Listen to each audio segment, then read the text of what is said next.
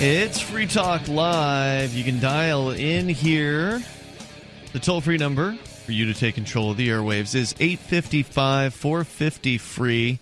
That's 855-450-3733. We've also got the Discord on-air call-in line rooms over at discord.lrn.fm. And in the studio with you tonight, it's me, Ian. I'm Laurel.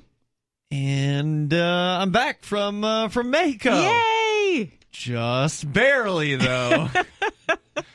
And what I mean by that is I was detained for 3 whole hours. Oh, this is going to be a good story. The folks from Customs and Border Patrol. We'll get into that coming up here because, Laurel, you're actually an immigration attorney, yes. So maybe you've heard stories like this before. Sure, but they're usually foreign nationals. Well, maybe you're wrong about that, actually. There's some surprising statistics on this, which we've covered in the past here on Free Talk Live. So now I have become the statistic that we have talked about here. We'll get into that coming up here in a little bit, but let's go first to the phones and the fun. In fact, we're starting out on Discord, where Ben Shapiro is. Oh, wait, no, that's what he's calling himself online.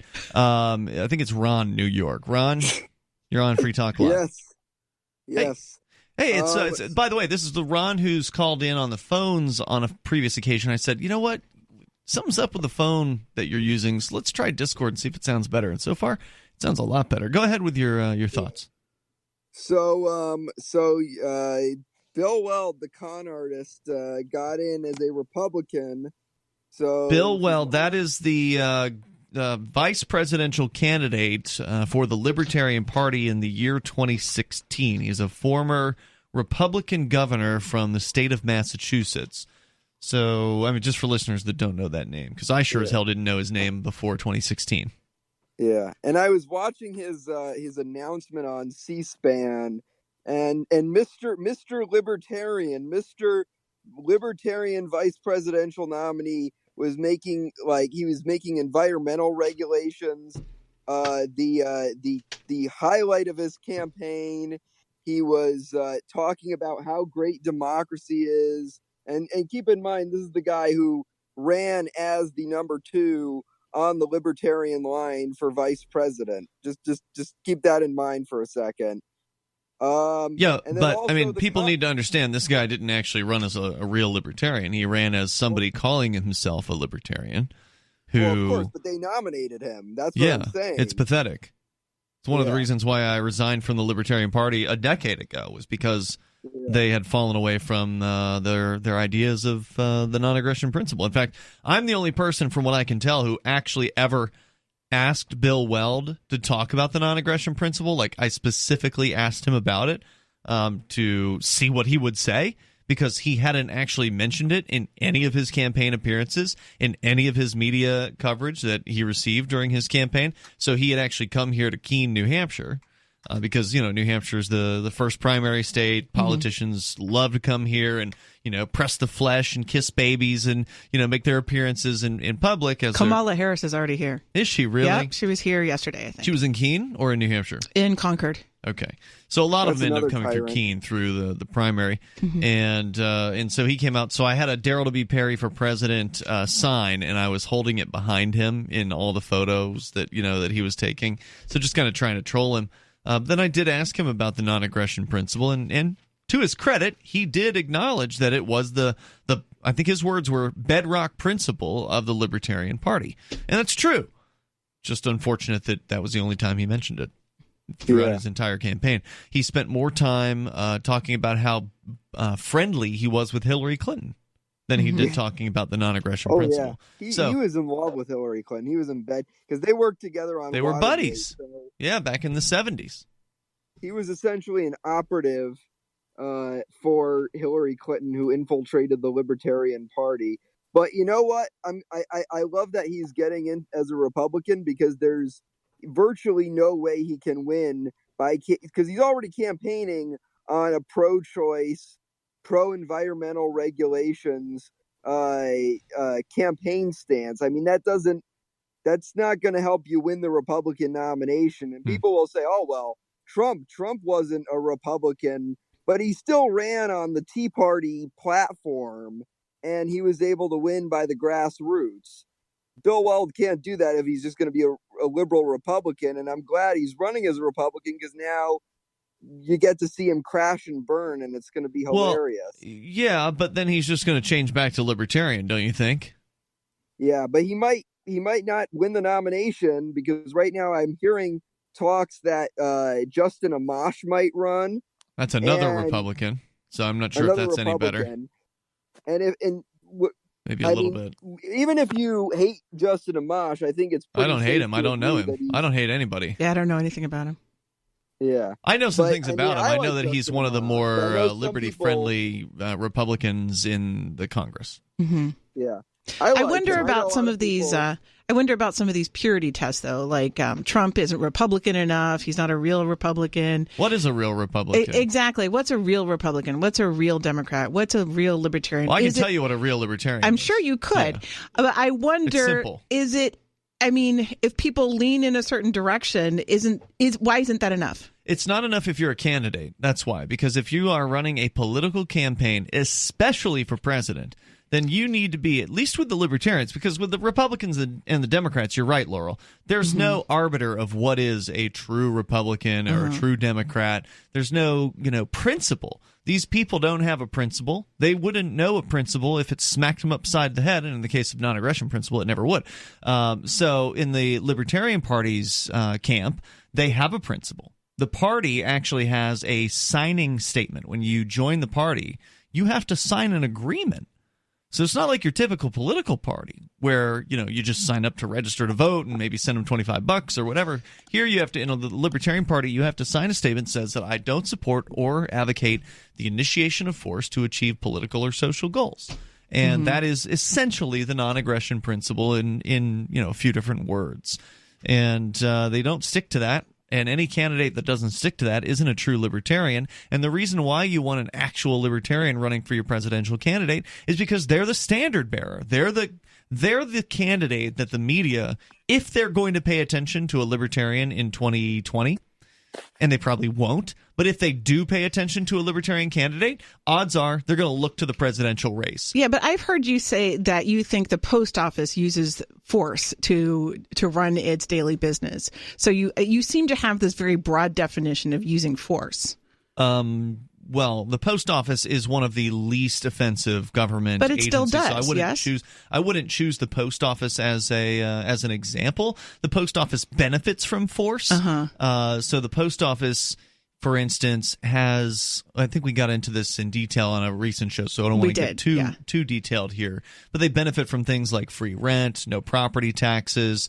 They benefit from, these other government mandates that force competition out of their sphere. So the first-class mail mandate that says that only the post office can deliver mail that's valued less than $1. When we had this that's discussion, a coercive marketplace, right? When we had this discussion before, it was pointed out that only the post office can put mail into a mailbox. That's another one. Yep. And therefore, the post office uses force. Well, no, that's one example. I'm giving you several examples where if they didn't have an agency of coercive force backing them up, then they would have to compete in a free marketplace. But the marketplace isn't free because a man with a gun will come along if they find you. If Laurel, you start going around and you're like, well, I want to advertise my immigration services in poor neighborhoods, but I don't want to actually spend the money to send direct mail. And so you just start walking around putting flyers in people's mailboxes. There's a chance that somebody at some point is going to find you doing that, and they're going to report you to the postal police. There are postal police, and then they will investigate you, and you'll be arrested. That's force. The idea of don't use force to impose government rules and regulations, at first it sounds very reasonable, like, don't have people showing up at your door with a bunch of guns. But when you start saying, well, the post office uses force, then it seems like you're using a very, very broad definition. No, it's not broad. It's just that their force is hidden away very cleverly. So it's important to point out where the force is so people can see it. Stand by, Ron. I know you were also calling about Bernie Sanders, so let's get into that coming up here as well. 855-450-FREE.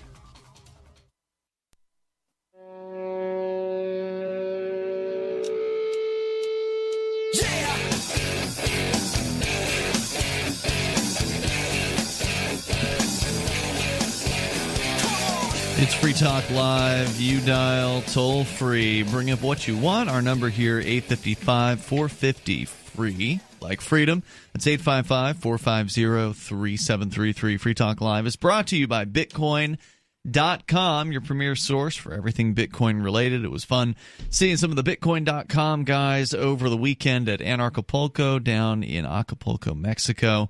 There was a lot of fun to be had down in Acapulco until I got to JFK Airport on the way back, and then things became much less fun. I'll tell you about that coming up here, but that wasn't Bitcoin.com's fault. You can go to Bitcoin.com, and they'll help you choose a Bitcoin wallet, buy Bitcoin, and even show you where you can spend your Bitcoin. In fact, one of the agents who was pawing through my stuff was well aware of cryptocurrency. We can get into that later. Bitcoin.com. They got a Bitcoin forum. They got a news website and more. It's all there. A lot of it's free over at Bitcoin.com. Ian and Laurel in the studio here tonight as we go back to the phones and to Ron in New York on our Discord chat, which, by the way, listeners can join over at discord.lrn.fm. It is a way for you to interact with other Free Talk Live listeners, should you wish. It's there 24 hours a day, and more importantly, during the show at least, it's a way for you to call in and sound almost like you're sitting here in the studio with us. Ron, you're back on Free Talk Live. You'd called in because you are obsessed with the 2020 presidential race, and I know. And you wanted to comment on some of the latest developments, so go ahead. Yeah, I know. I've probably been talking about the 2020 race since the day I was born, but yeah. So Comrade Sanders is running for president of the USSR. Okay, he's old, isn't he? Isn't he? In his 80s? Is he over 78? 78. Okay. Yeah. But yeah, so he's in. So it looks like that the field is really getting crowded on the Democratic side. Yeah. 77 according to Google. Yeah. Well, I mean, they're saying that some people are saying, oh, they're probably going to have 2 debates for all the Democrats. I'm thinking they're probably going to have they're going to need to have 5 stages for these candidates. Just give them a little time. They'll start making accusations against each other, and then people will be apologizing and dropping out of the race. It's just the way the Democrats operate these days. Apologizing. I think they're Tulsi Gabbard had to apologize because she had these culturally conservative views back in 2000. Kamala Harris had to apologize because she locked sex workers in prison. Jeez. They're all. Oh, Elizabeth Warren had to apologize for the DNA test. They're all apologizing already. Just give them a little time to crash and burn on their own. Yeah. All right. So, what do you think about Sanders? Well, he's a communist. I mean, I don't think he would say that. He'd say he's a socialist. Whatever. Okay. As though there's some kind of real difference. Yeah. But well, I'm just glad, first of all, that Ocasio-Cortez can't run. Because she's too young?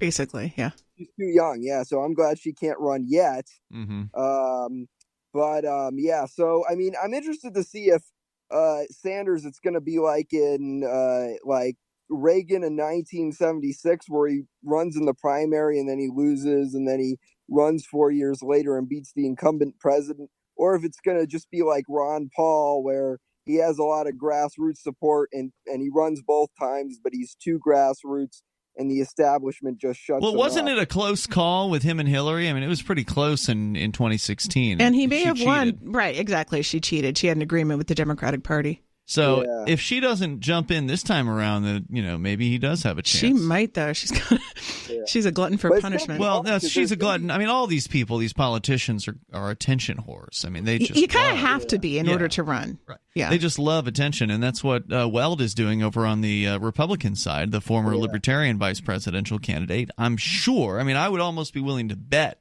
that when he loses the Republican nomination, he'll rejoin the Libertarian Party and throw in his hat over there just so he can do it a second time, because the Libertarians don't pick their nominee until the summer of 2020. Yeah. So the actual presidential primary is over at that point, which would mean Weld would fully be able to switch back and rejoin, and he'll have some excuse or whatever, and some people will buy it and others won't, and whether or not he'll actually get the nomination's another question. Hey, Ron, he might not. Yeah, he might not, because It'd be nice if the Libertarians actually picked somebody with some principles this time. Well, they might, because in 2016, keep in mind, he was running against Larry Sharpe for the VP nomination in 2016. Larry Sharpe, nobody knew who he was. He had barely any money compared to Bill Weld. Bill Weld did end up winning, but he won by 82 votes. He won by 82 votes against a guy who nobody had heard of, who had virtually no money whatsoever. I mean, it's not exactly a close race, but it isn't a huge gap either. Thanks for the call tonight, Ron. I appreciate it, because I think there are probably only 1,000 or 1,500 people attending that convention. It's not the largest convention in the world. I am really terrified of Bernie Sanders. Sorry, I just accidentally. I'm still kind of sleepy here, folks. I just accidentally hung up on our caller. There was a caller on the phone lines, and I, just out of force of habit, instead of hanging up on Ron on Discord, I actually hit the drop button on the caller. So sorry. Call back in, would you? I apologize about that. Ian is really very, very tired. I am a little sleepy. He hasn't slept in a while. No, but I did sleep. I mean, just, it was one of those traveling sleep deals where you try to get whatever winks you can, where you can, on whatever flight that you can, and then I grabbed another hour when I got home, and basically been traveling for the last 24 hours. Leaving Mexico I left the hotel at around 4 o'clock yesterday afternoon. I got back here at about 4 o'clock today.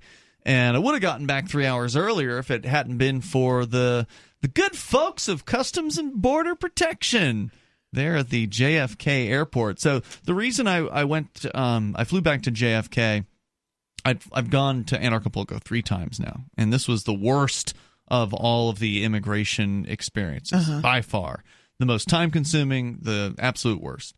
And the first time I came back, went through Houston.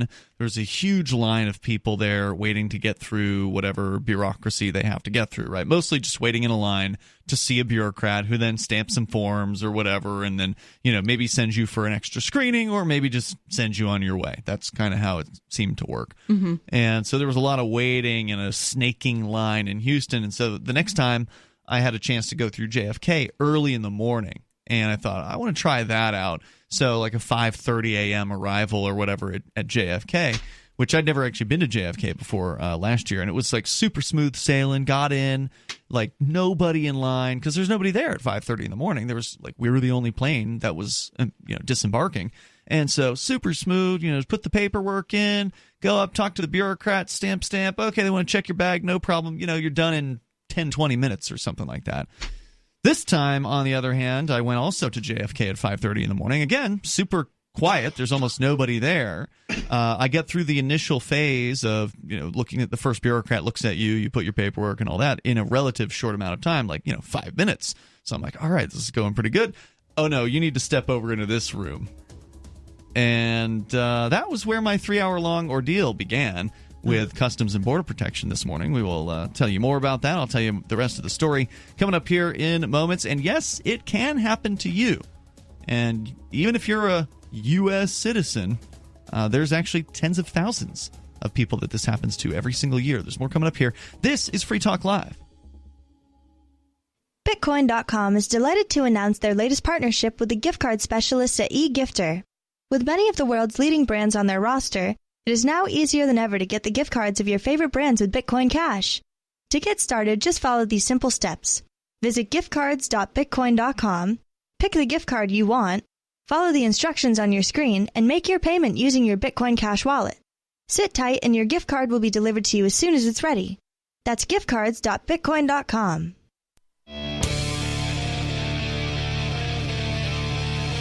It's Free Talk Live, and you can dial toll-free to join us here. Our number is 855-450-FREE. Maybe you've got a customs hell story that you want to share, because I've got mine now. And, they were not the nicest of bureaucrats in previous encounters, but in this particular encounter, it was quite unpleasant. We'll share that with you coming up here in moments. With you tonight, it's Ian. I'm Laurel. And for years, libertarians of all types have been looking for what now finally exists. It's liberty.menu. It's a directory of liberty-oriented businesses as well as digital content providers and events. You can rate and review, and there's even a bit of a social networking aspect so you can connect and share with others. It's liberty.menu, and if you are an individual who rejects the initiation of force and agrees to abide by the ethics of the non-aggression principle, you can go and put your ideas of voluntarism into action at liberty.menu and use code FTL to get a special badge. It's liberty.menu. Highly recommend you check that out. It's a very useful website, and I think it's very, very slick, and it's free, so really there's no reason not to do it. As we continue here, Alex did call back in, the gentleman that I accidentally hung up on before we even put his call on the air. Alex, you're back, or you're on Free Talk Live. Go ahead. Hi there, Ian, you scumbag. This is Alex Jones, and I want to confront you about your complacency with the globalists. Okay, let me have it. Yeah, I'll let you have it, boy. I'll let you have it in more ways than one, okay? Like behind my wife's back, which I'm not going to get into. Listen to me, you son of a pig, all right? You've not been saying one goddamn thing. I know you've been in Mexico, and I'll watch my language, you son of a pig. You've been in Mexico with markets, having fun, yo tengo muy bien temporada, ahora. Right, all funny. Fun and games. I've had my operatives watching you, boy. And I want to say one thing. You're very good about anti-statism with the butthole cops that kick in minorities' faces and confiscate property unconstitutionally. Who cares about that, Ian? The problem is you're not speaking up for InfoWars. You're not speaking up for there, frat boy. And I want you to laugh at me. You know what? I'll drive New Hampshire, rip your goddamn head off, boy. Alex, you're getting really angry these days, and I'll calm down.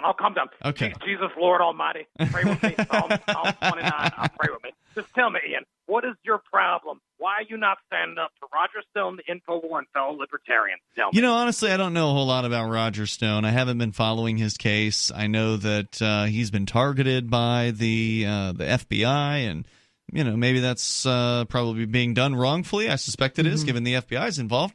But I don't really know a whole lot about it. I don't follow it. But that said, Alex, I did, we on Free Talk Live and me did stand up for Alex Jones and his right to free speech when he was targeted for the things that he has said. We may not agree with everything that Alex Jones says. In fact, a lot of it we disagree with. We've talked to Alex. Actually, the real Alex Jones has called this show in the past. And it's true. It's true. This, I'm going to guess, is Rev. Yeah, I know it is. It is, Ian. Thank you. I appreciate that. Yeah, go ahead. Hey, thanks for the call tonight, man. I love interrupting. I'm Alex Jones. I'm a douche. I love interrupting. Thanks for the call tonight. But when he was targeted for deplatforming, we definitely talked about that. And of course, if you own a platform, it's your purview. You get to decide who's on that platform. And I should say deplatforming is an issue that's near and dear to my heart as well. And we've talked about it some when I've been on. Yeah. But that said, I mean, it's private property. So if you've got a YouTube channel, Laurel. Yes. And what is the YouTube channel? It is YouTube/C/Laurel's channel. Laurel's channel. All right. Yes. So, anyway, if they want to pull you off for whatever reason, they can do it. It's their platform, and they don't have an obligation to provide you with that service. So I don't come at it from this is free speech perspective. I come at it from, well, this is an unfortunate decision for a business to make perspective. I think that, free speech is still a valuable thing, but I do understand and respect a private property owner's right to make a decision. Well, I think it's a contract theory. When you get on, they are allowing you to come on, and they allow you to create a channel. You have a contract, and unless you violate, yes, you do. No, you don't. You do a terms of service, and you have a contract. Not the same thing as a contract. Terms yes, of it service, is. No, yes, it is. Terms of service don't have the same elements of a contract. What are the elements of a contract? You contract? don't need a written contract in order to have a contract. You can, under contract theory, you can have an implied contract. Okay, but that's not the same thing as a real contract. It is a real contract. It's enforceable in court.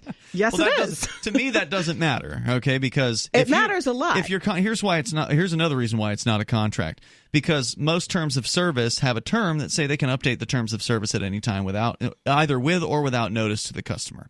And so if the other side of the contract can change the terms of the contract at any time, you don't have a meeting of the minds, okay? You don't have any meaningful meeting of the minds or consideration.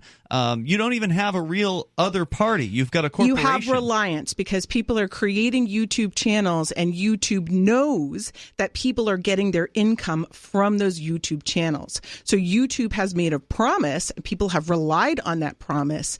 And if YouTube yanks the rug out from under them, they can do that anytime they want. It's in the terms of service. No, they can't. That is a violation of contract theory. It's in the terms. How can it violate a theory when it's written in the terms? You agreed to it by accepting the terms, right? Well, you said it's a meeting of the minds. So I said it's not a meeting of the minds. Contracts have to have a meeting of the minds, as I understand them. Now, maybe I'm wrong about that. Maybe contracts don't require a meeting of the minds. If it's this implied contract, then that just means that the contract's whatever you think it is, which isn't really a contract.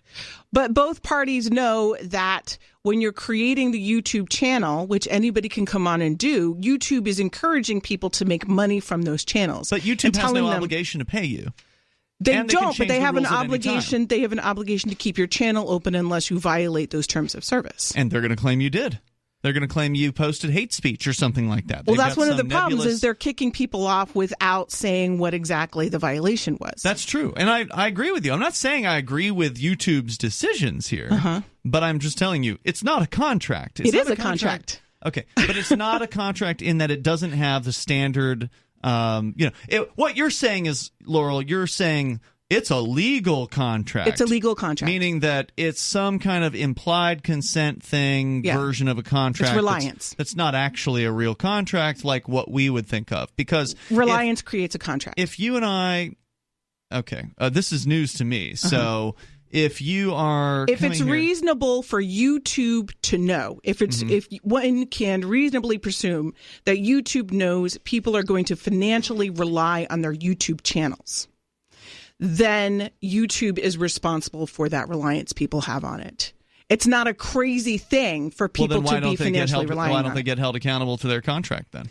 They're getting sued. It's going to be an FCC complaint is being filed by Lear Lesor. It's actually not against YouTube, but it is against Patreon because of similar practices for kicking people off of Patreon. He's doing an FCC complaint because the different companies are in cahoots, and it's not just one company kicking people up. So you're giving me another example of that not being a contract. Okay, if you're saying that you have to go to a government agency, an outside agency, the FCC, the Federal Communications Commission, to complain about the way a company is behaving. Fair enough. He's not filing the complaint under a contract theory. I do think Alex Jones should sue under a contract theory. Okay. It would be interesting to see what happened in that particular case, because when I think of a contract, I think of, what is it, offer. There's certain elements to a contract, right? So there's like offer, there's consideration, meaning I make you an offer. Okay. Right. There's consideration, meaning that there's usually some sort of exchange. There's some sort of thing that's that's going to be paid for, or some sort of thing that's given in return for the contract, right? So those are two elements of the contract. Another one is meeting of the minds, and I'm forgetting what I feel like there's a fourth one. I didn't pull up research this before we talked about it. Well, those are not the only ways you can create a contract. Those are some of the ways, and Reliance is another one. Right. I'm talking about the one that most people think of a contract. They think of something that's a signed document. Right. And the reason why that a signed document is valuable is because it gets people on the same page. There's a meeting of the minds. Now, if you're talking about the sort of social contract of when you walk into a grocery store and you bag some fruit in the produce department, you're expected by society in sort of like a social contract to actually stop and pay for those things. There's nothing on the door that says you have to. You didn't sign an agreement saying that you have to, but most people are going to hold you accountable if you just say, well, look at this free fruit. There's a price on it, but it doesn't say I have to actually pay for it here or how I have to pay for it. So I'm just going to walk out and maybe I'll pay for it someday. We're coming up here in moments. That's why it's good to write things down if you're serious.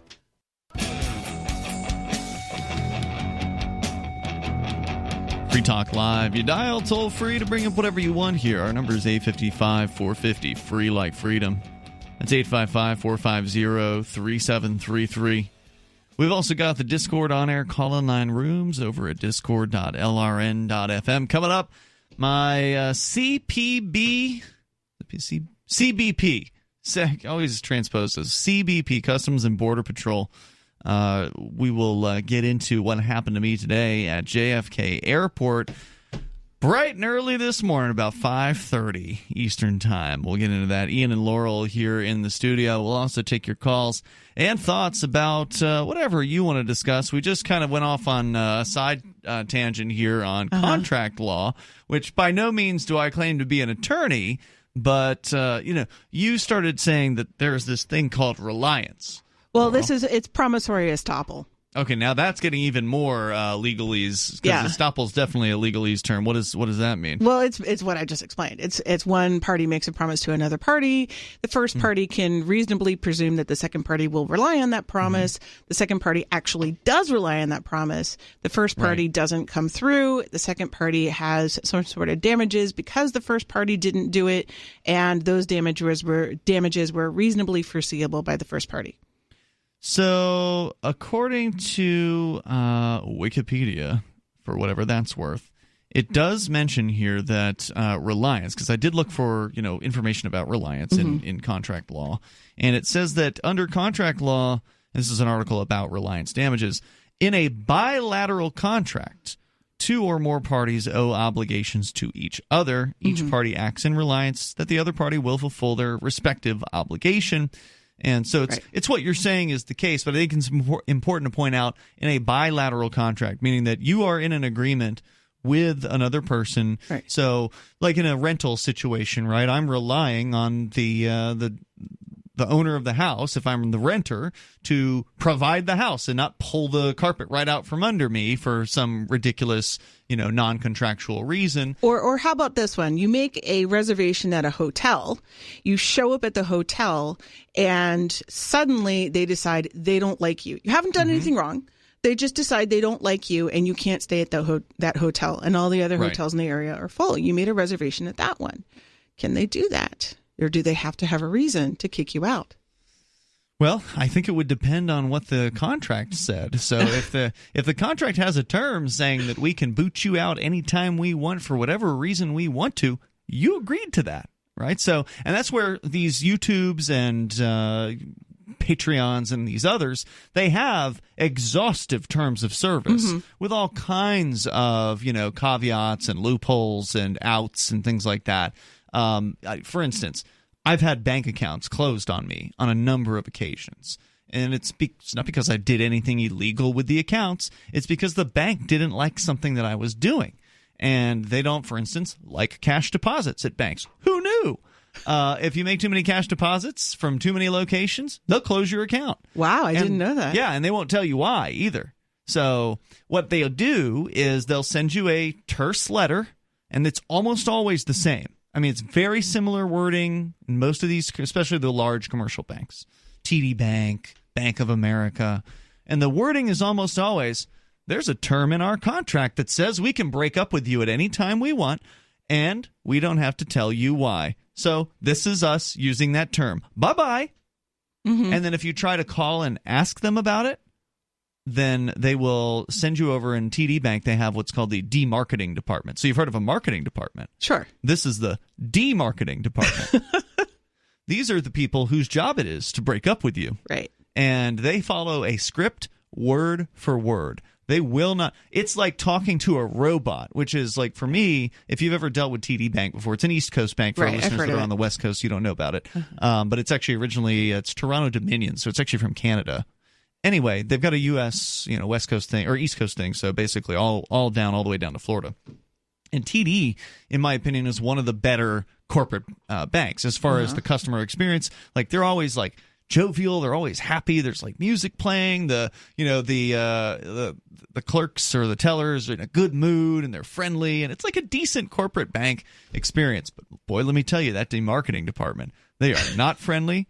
And they are not nice, and they are just, it's like talking to a robot. But they didn't have to explain themselves to me because it was in the contract that said they didn't have to. So, even though I was relying on their services very heavily at that time to do what it was that I was doing, that didn't matter. And it was in the contract. So I'm not going to sue them over that. It's their account. They can close it whenever they want to. Well, this is my thought on that. I think that people should be free to turn down any customer they want. If it's your own private business, you should be free to turn down a customer. But I think it's completely different to completely turn down a customer from the get-go than to enter into a contract with somebody and then leave it. Because you do have that agreement, you do have that reliance. And so now you are in a qualitatively different situation than if you had not accepted their business in the first place. I think you have an argument there. And my prediction is that lawsuit, whoever it is that's suing Patreon or whatever, is going to fail. So I hope you'll keep us up to date on what happens in that case, because it sounds like you're paying closer attention than I will be. Yes. Actually, I think he'll prevail. All right. Well, then we'll see what the judge says in that case. So the toll-free number here is 855-450-FREE. And by the way, the article does mention this promissory estoppel claims. It says here, Reliance damages are the type of damages awarded in promissory estoppel claims, although they can be awarded in traditional contract breaches. This is appropriate because even if there's no bargain principle in the agreement, one party has relied on a promise and thus is damaged to the extent of their reliance. These damages must be proven with reasonable certainty. It's not enough that one party simply is guessing as to how much they are damaged. So, again, in the case of YouTube, they've changed their rules, right? So in as far as the payments that they make to people, because you were talking about, you're a YouTube creator, you're relying on them, you're used to them paying this amount every single month. But there was a situation probably like a year or two ago, probably more like 2 years ago, where a lot of their more popular and controversial performers had their paychecks cut dramatically. And that was back when YouTube decided, well, we're still going to give you some ad revenue, you more controversial people, but because you're controversial, we're not going to give you what you used to get. We're gonna save that ad money for more family friendly style YouTube channels, and we're sorry, we're just changing our model. And it's there in our terms of service that say we can change it at any time, which is why, again, I say that it's not a real contract, because if one party has it in their contract that they can change the terms anytime they want to, sometimes they don't even have to tell you about it. Sometimes they do, for whatever reason. They'll say, we'll notice you, and then they'll send you an email saying, we're updating our terms of service. And then they'll give you a whole other 20 pages of terms of service that you can read through, because everybody reads those, right? Do you? No. And you're an attorney and you don't read the terms of service. What was funny was Jack Dorsey went on Jack Dorsey does Twitter, and he went on or the CEO. Yeah, he's the CEO of Twitter. He went on Joe Rogan, and he was talking about how nobody ever reads the term of service. He says, this is all spelled out in my term of service, and nobody ever reads it. He was complaining. And then Joe Rogan says, well, do you have like a YouTube account and a Facebook account? And he's like, yeah. And he says, is there a term of service for those? And he says, I think so. Did you read them? Says, did you read them? And he's like, no. That's awesome. Very good. I'm glad to hear that. So, if you want to join us here, the toll-free number is 855-450-FREE. All right, so customs and border protection. I want to hear all about it. Is it border protection or border patrol? It is customs and border protection, and then a subset of customs and border protection is border patrol. Ah, okay. So this would have been customs and border protection. I don't think it was the patrol people, because they're not patrolling anything. They're just in an airport. Exactly. So went through the initial stage. They said, you got to go over here in this room. So I went over into the room. Again, almost no one is there as far as like people who are trying to travel. And this room's full of chairs. And it's very, of course, very institutional, right? It felt like I was in a booking area at a jail. It's called secondary. You were sent to secondary. No, well, it's called secondary inspection. Okay, maybe it is, but I feel like I've had inspection outside of that area in the past. This is an area where they don't really have like a bunch of areas set up for secondary inspection. I think they have another area for that, if I recall my previous encounter at JFK. This is a room with a bunch of chairs in it and a countertop with a bunch of computers on it and a bunch of fat bureaucrats sitting behind the computers. And they say, all right, you just sit down, we'll call your name. So, again, almost no one is in the room. There's maybe like a handful of people in a room that can handle at least 50, maybe more. And so I'm sitting there waiting for them to, call my name. The first bureaucrat calls my name. I go up there. And she asked me a few questions. She wants to know about my name change, because I changed my name back in 2014. She says, well, why did you change your name? I says, because I wanted to. And there wasn't much else that she had to say. She just did whatever she had to do. She told me to go sit back down. And there's a lot of sitting and waiting in this story. A lot of it because the government doesn't care about your time. Right, obviously not. And so, of course, I ended up missing my flight, and we'll tell you why coming up here in moments. It was a 3-hour-long detention at CBP. More coming up in moments. 855 450 free. This is Free Talk Live. She's such a beautiful little puppy. I mean, we walk around the block, and neighbors always say, her hair is so beautiful. Healthy and shiny and glossy. DINOVITE.com. Fatty acids, omega-3s, and omega-6s are great for healthy skin and soft, shiny coats. I would really recommend people starting their puppies on Dynavite before they get into what I would call the misery index. Bad skin, bad ears, bad breath. Because if they're getting all their vitamins, micronutrients, microbials from the beginning, then you're not going to run into the problems associated with the allergies, grass, pollen, dust, dirt, fleas, ticks, you name it, and the itching and shedding down the road. Our vitamins and enzymes replace the nutrients cooked out of most commercial dog foods. Dynavite for life. This is Ed Lukasevic and Cindy Lukasevic, inviting you and your pets to Dynavite. 859-428-1000. DINOVITE.com.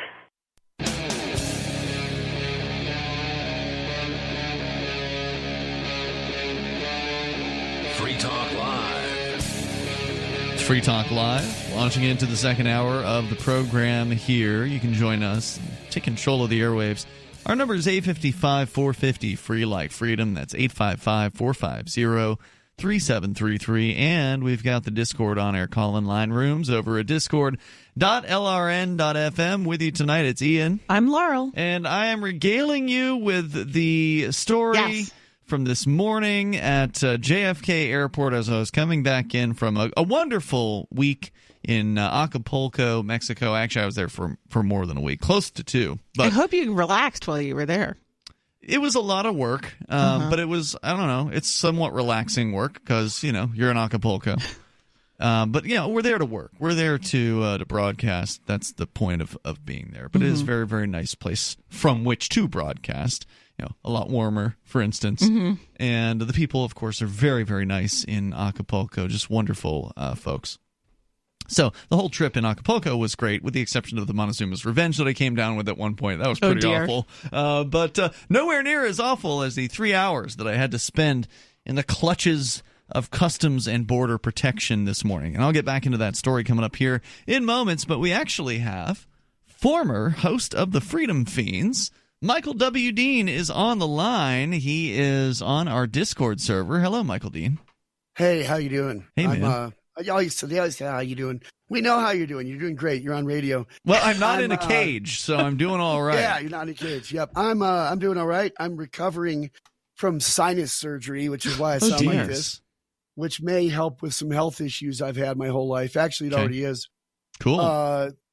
But they found something in my nose that's been there for 50 years. It's like a battleship toy piece or something. Nuh-uh.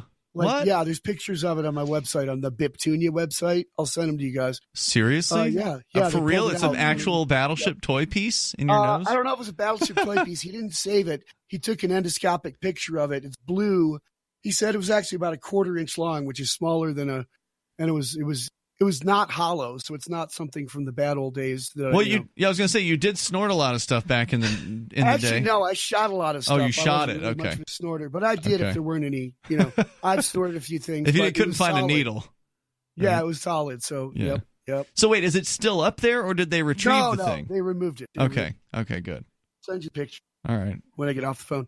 So, yeah, man, I'm calling about Lynn Ulbrich and the Benefit album I just put out for her.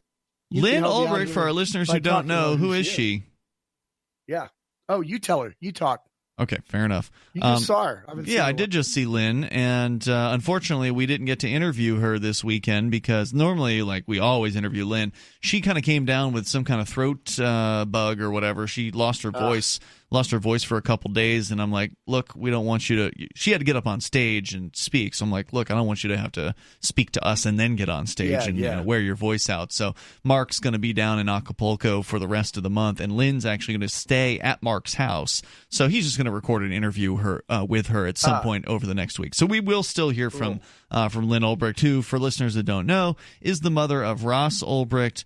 She has been trying to get her son out of prison. He's in prison for a double life sentence plus 40 years for the dastardly crime of running a website on the internet, which, for listeners that don't know, it was the Silk Road, the world's first underground darknet marketplace website where you can buy and sell drugs and other things that the government doesn't want you to have.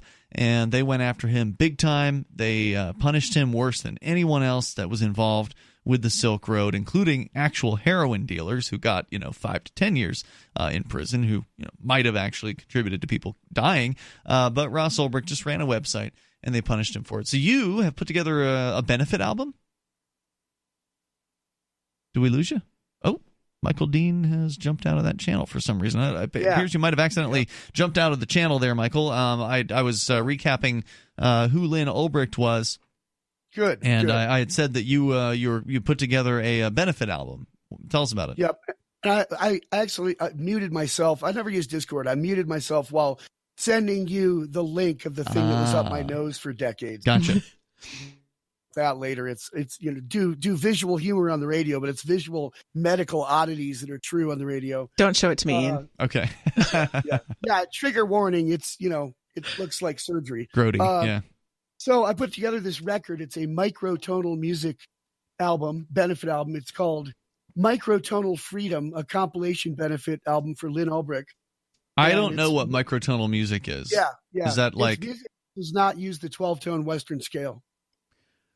I'm not a musician, so I don't know what that means. Should I pull some up? Some of it sounds. You should listen to some of it. You can listen to it on Spotify free. It sounds like the name makes it sound like robot music. Is it like bleep bloop bloop? No, you listen to robot music. No, that K-pop stuff. Electronic music, you mean? A lot of this sounds. I mean, this is a bunch of different. It's got blues. It's got classical. It's got rock. It's got EDM. It's got. Nima Vidadi did a song. Oh, hell yeah. Hip hop song. I love that guy. Yeah. Yep. And, there's some classical ambient math, punk, spoken folk, solo acoustic guitar.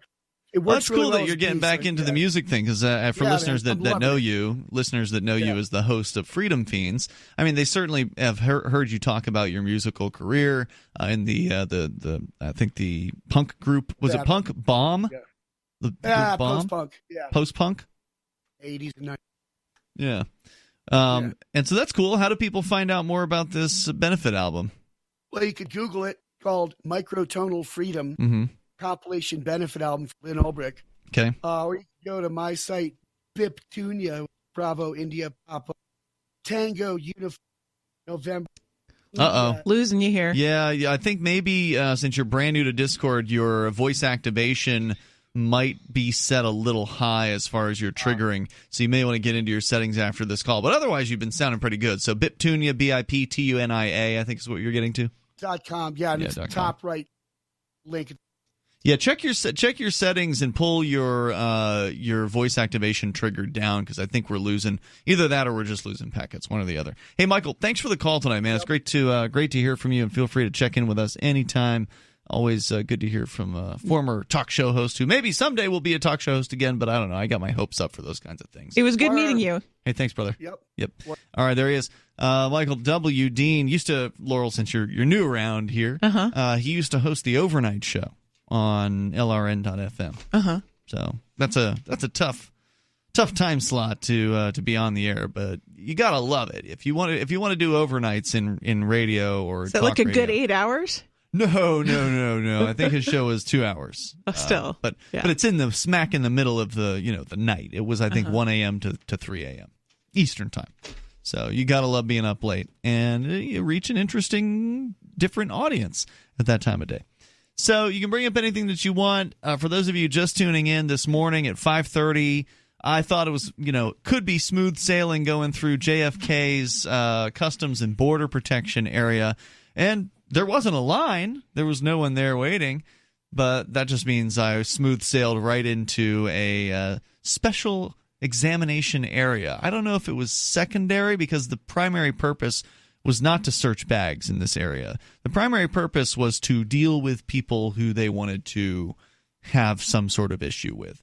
Because most of the other people in there were not getting their bags searched. In fact, no one else in that particular area was getting their bags searched. There were other people that were seated in this room.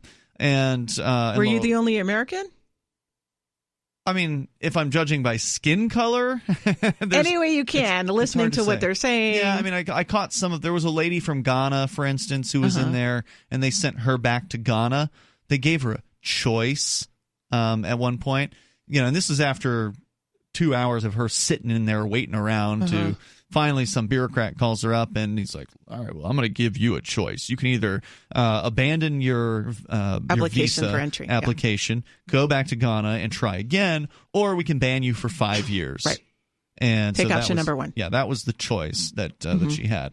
And so she was from Ghana. There was somebody else in there. They walked a Asian woman in handcuffs at one point. There were a few different Middle Eastern folks who were brought in there. And so most people appeared to be, if, again, we're judging by skin color, not American, but that doesn't really mean anything. Right. So, but I was the only one there who was searched at any point, and I was in there for 3 hours that morning. Everybody else was just sort of talked to, had their papers stamped, and most of them were sent along on their way. A few of them were kind of held in another area where they were just waiting around for something to happen to them. More coming up here in moments about what happened to me on the way. It's Customs. This is a cliffhanger.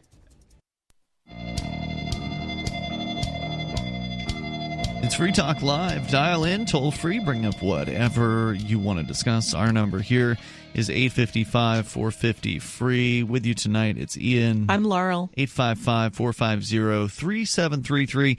We've got video clips now. They're back, and it's thanks to Eric Freerock for coming out of retirement and putting these clips together again, because honestly, I don't have the time to spend on doing that stuff. Editing video is time-consuming, and I've already got my day full. I do a lot of editing videos for my YouTube channel, and yes, it is very time-consuming. Do you do any of, graphics over top of your video as well? A little bit. Nothing that takes fancy. even more time. Yeah. Right. Yeah.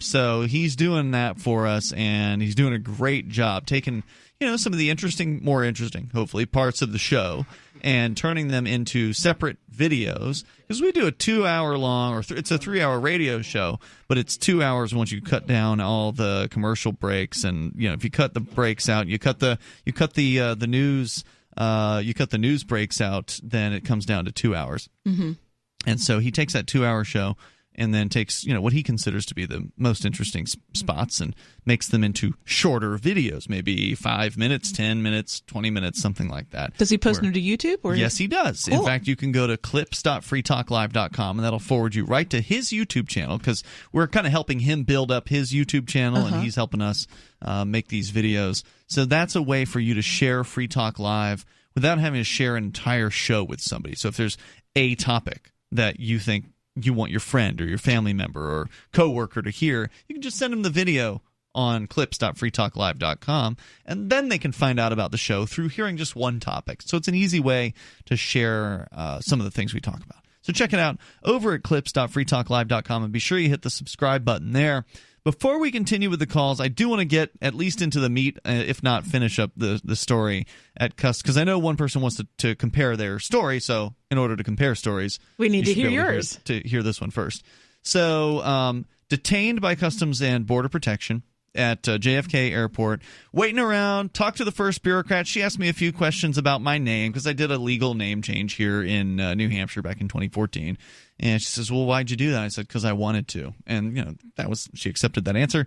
I went and I sat back down and then waited for a while longer. And a different bureaucrat, Officer Uzzi, Uzzi, approached me. That's a great name. Told me to come up. And he asked me some questions, and then I had to go back and wait some more. And eventually, he wanted to have me come back to another area where they had a table, and started going through my bag. So they had the Delta people retrieve my checked bag. So they brought my checked bag in. I had my backpack with me, and so he goes through the bags. And it was obviously not so much about searching the bags as it was finding electronic devices in the bags that they could then conduct an electronic search of. So they wanted to... What are they worried that you're doing? I mean, you're so nonviolent and non-threatening, and you believe in peace. And oh, well, I don't... yeah, but I'm a government critic, so, I mean, I believe in peace, but I also want to see the end to the state. And through non-aggression. Yeah, of course. It's not much of a threat. Well, no, not an actual threat, not a violent threat in any way, shape, or form. But what they're doing here is something that is not uncommon. In 2017, they searched 29,000 devices, and that's up from 18,400 devices the year before. So we're talking about a dramatic increase, a 50% increase, basically, from one year to the next of these kinds of things. And we can get into more about what they do here. But essentially, the idea is that at the border, the argument from the government is, well, your constitutional rights don't apply. Now, of course, we as libertarians know rights don't come from the Constitution. You as a human being have rights, and the Constitution outlines some of those rights that the government's supposed to respect. And so basically the government's argument is, well, you're at the border, so you're not really in the United States, and even though you're a U.S. citizen, you don't really have those rights, so we're just going to do whatever we want. We'll search whatever we want, and you can't do anything about it. That's pretty much it, yeah. So that's their argument. And so, again, we've covered this in the past. In the last couple of years, we've definitely talked about this happening, especially around the time where we go to Anarchapulco. We'll bring this up, and we'll tell some of the stories about it. So I have become now part of the statistic that we've talked about. I've had this experience of being searched, and so I had a cell phone, I had a laptop, and I had a camera. So these are all three things that can have, things stored on them, things that can be searched. And they wanted to search through all of them. And knowing that this is a potential, right, knowing that this can happen at the border, I prepare for this.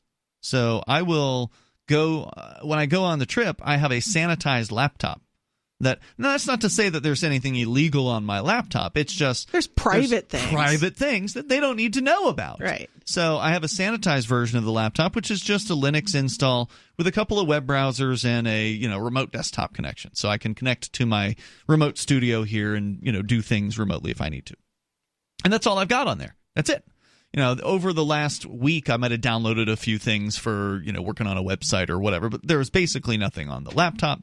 On the phone, it's still my phone, but I go through preparation of logging out of things. I'll log out of the Google account, for instance. So if you were to open up my Gmail, there'd be nothing there. You can't read my instant messages. I've logged out, that kind of thing. So a semi-sanitized phone as well. I didn't think to sanitize the photos in the camera because there's nothing. What was in the camera? Just some pictures of things that I've taken over the last year or something like that. Pictures of the dog, pictures of me and Mark at some convention or whatever. So, there was nothing there to really even sanitize. And so, I was prepared for this. So on the way in, basically on the flight in, when you're still in Mexico, that's when I go ahead and I go through this process. And I've been doing this for the last couple of years, knowing that these things happen to people. And knowing that if it can happen to somebody else, it can happen to me, and it can happen to you. Right. And as we were discussing earlier before we got on the air, this has happened to a couple of attorneys, and that brings up... people you know? Well, at least one attorney that I know, but I know of it happening to other people. And one of the issues with that is that client files for attorneys, the government can't look at those. You can't even get privilege there. You can't. There's privilege. There's attorney-client privilege. You can't even get a subpoena, except in very, very particular circumstances. So I don't think that one has been settled yet. But the attorney, there a suit on that? I'm not sure. There probably is. Because here's the problem: what if they're looking through your device without you present? Because that's what happened to me. It happened twice. What happened to me was 2 searches of the same device. So first, the uniformed bureaucrat searches through them, and I said to him, I'd like to watch you conduct the search. And he was like, that's fine. No problem. And he did it without you? No. Oh, he let me watch. He said it was fine. So I watched him conduct the search. And, he's going through the phone, and I'm watching him do what he does. He got my IMEI number, which is the unique number that is associated with the phone. And I think he got the serial number off of the phone as well. Got my model number and the serial number of the laptop that I had. And, was going through these devices and looking around for photographs. It's clear that's what he was looking for. And, I presume they were looking for child pornography because they raided this studio 3 years ago looking for the same thing and, confiscated 50 devices from the studio. And found nothing. How about that? Not charged anyone with anything. And I swear, I can't say for sure, but at one point I heard him talking with his manager in the manager's office because he kept going into the manager's office and consulting with him. And I swear I heard them say something about child porn coming out of there. So frustrating. So the initial search, they didn't find anything. So he says to me after more waiting, so after an hour and a half, he says, "You're free to go." But then I ended up staying for another hour and a half. I'll tell you what happened coming up. Does your dog itch, scratch, stink, or shed like crazy? Come to Dynavite for help. Order a 90-day supply of Dynavite. Dynavite for life. Pick up 2 tubes of Doggo Suds. Get the 3rd tube free. Peppermint, tea tree, lavender, Doggo Sud shampoo. Made with all-natural coconut, jojoba, aloe. Great for healthy skin and soft, shiny coats. But no itchy, harsh chemicals. Lather up, rinse away. Try Doggo Suds. Buy 2, get 1 free. At Dynavite.com. DINOVITE.com.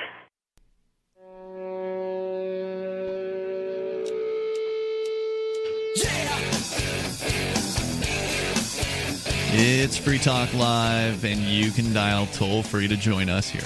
Our number is 855-450-FREE like freedom. That's 855-450-3733. We've also got the Discord on-air call-in line rooms, and that's where you can call in and sound almost like you're sitting here in the studio with us. We're going to get to one of those calls coming up here in a moment because we're talking about customs and border protection and your rights, which they'll say don't exist at the border, and I think that's unfortunate, but yet that is the current status quo. The Electronic Frontier Foundation, however, is challenging these what they say are unconstitutional searches of electronic devices. I've got a detailed article about that. I don't know if we're going to get into it tonight, but it's very, very interesting what their case is. Basically saying it's one thing to search a bag. It's another thing to go through someone's phone because it's not just clothes and, a bag of nuts or whatever it is that's in the bags, simple stuff. This is their entire livelihood in a lot of cases. Mm-hmm. This is all their emails. This is photos in the thousands in some cases. There's so much information there, and they've got a bunch of different arguments.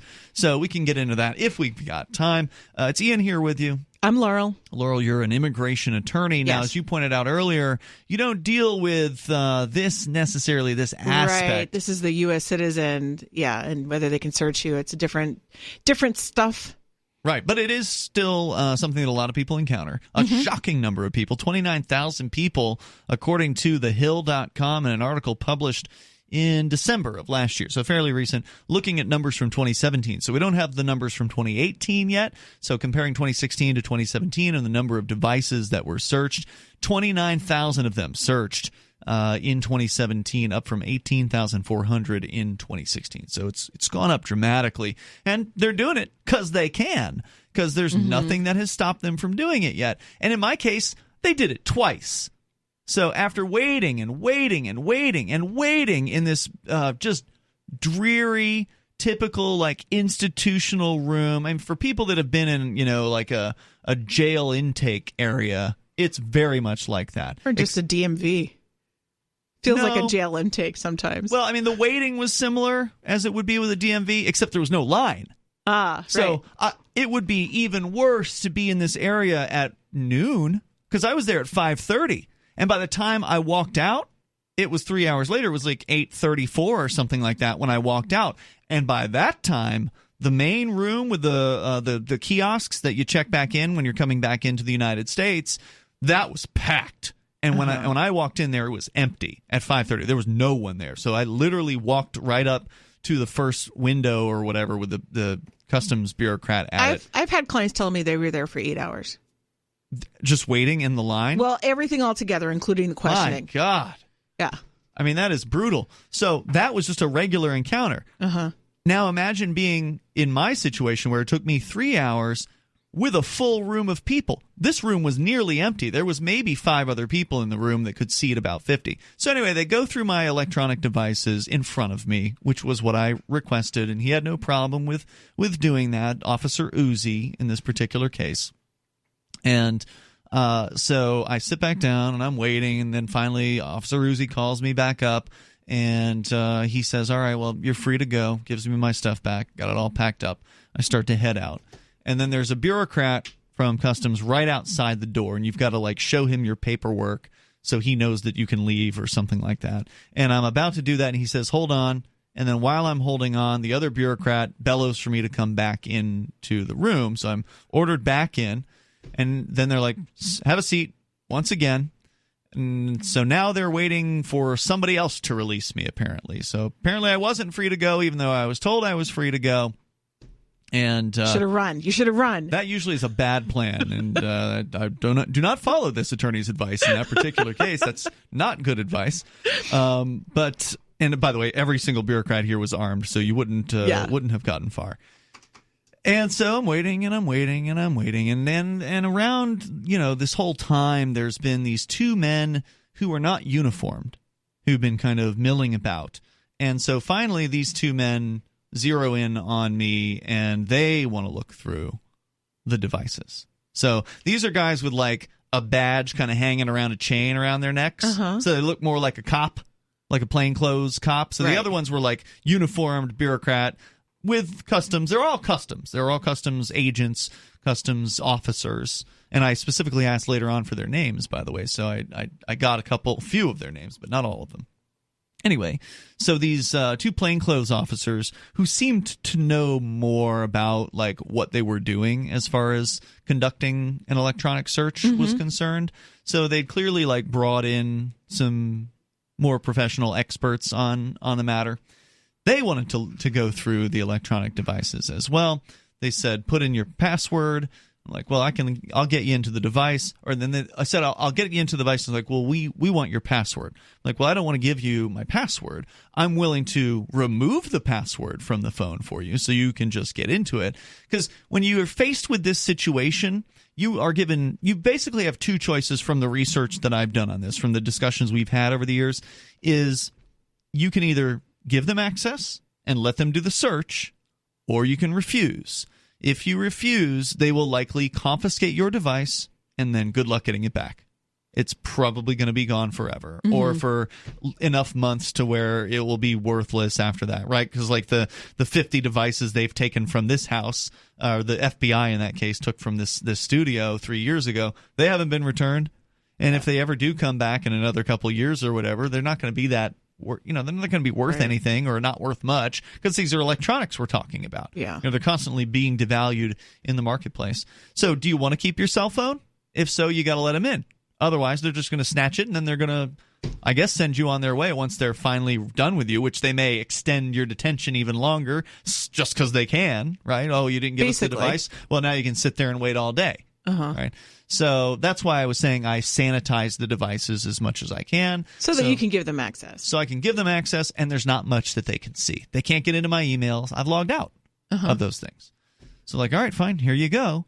And I said to them, look, I don't know you. And the guy was like, well, yeah, we don't know you either. And he acted like he understood that. But then they start to walk away, and I'm like, whoa, hey. I'd like to watch you go through this, please. I'd like to observe whatever search it is that you're going to conduct.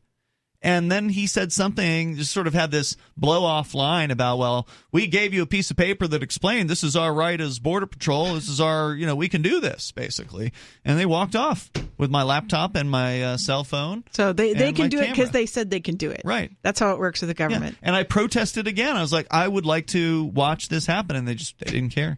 They went away into some other room, spent at least probably a half hour, maybe even longer, searching through the phone. I know they didn't search the laptop again because it's a Linux. The laptop's encrypted, the hard drive's encrypted, and you have to put a password in to get into it. So I don't think they did anything with that because they didn't come back out and ask me for the laptop password. So they could have only really gone through the phone and the camera, which was strange. Huh. So they're looking for pictures. They're looking for pictures, but they obviously didn't look on the laptop for whatever reason. So they come back out, or one of them comes back out. He hands over the devices to Officer Uzi again, and then they tell me, I'm free to go. Were you free that time? And actually, I asked them, am I free to go? And they said, yes, you are. And so I said, well, I'd like to get the names of the officers who conducted these searches. And she says, well, my name's Uzi because it's there on his patch, so that was obvious. And then the other supervisor gave me his name, and of course I asked what his first name is because bureaucrats hate it when you ask them their first names. He refused to give me his first name, and he refused initially to give me the names of the plainclothes officers who had conducted the second search. So I pressed him on it, and he finally relented and gave me the name of one of the two officers, and then he acted like he didn't know who the second officer was. So I wrote that information down, contacted the Electronic Frontier Foundation, who is currently in the midst of a lawsuit against CBP for this very particular thing that they're doing. I don't know if I'll be able to help them with their suit, but I figured they might want to know just in case because they've got 11 plaintiffs in that particular suit. We can tell you more about that coming up here. But if you want to comment, you're welcome to join us here. 855-450-FREE. That's 855-450-3733. So there you go. 3 hours in detention this morning at JFK Airport. More coming up on Free Talk Live.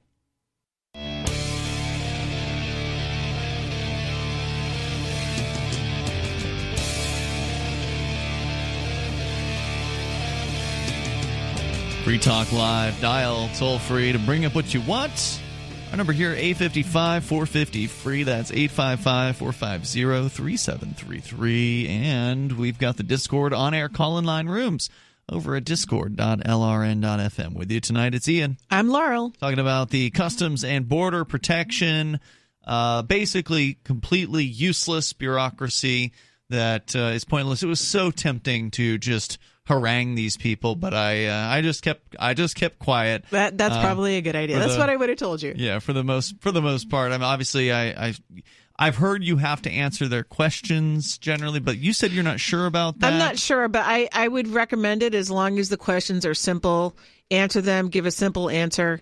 Right. I would only answer them if it had to do with the trip and my identity. Yeah. If it was something outside of that, that's outside of their purview. They only are there purportedly to determine whether I am the person I say I am and I came from the place where I say I came from. Yeah. If they start asking you crazy questions, Yeah. So those are the only kinds of questions they ask, and they didn't really ask that many questions. They just wanted to search my stuff. My general advice to people: there's people who have a tendency to over-explain and say too much, and so zip it. I always say, think about what the question is that's being asked. Answer the question, but only answer the question, and don't add anything. Don't elaborate. Don't explain. Correct. Answer the question and then shut up. That's good advice, period, when dealing with any government bureaucrat, whether they are Customs and Border Protection or the local cops. And Laurel is an attorney, so she can give legal advice. Yes. So keep that in mind. That's good advice there. So our toll-free number here, 855-450-FREE. Just a couple other observations from my 3 hours in detention at Customs. Again, I was the only person that was being searched there, so that was not an area designed for search. They just took me back to a table somewhere where they, did a search.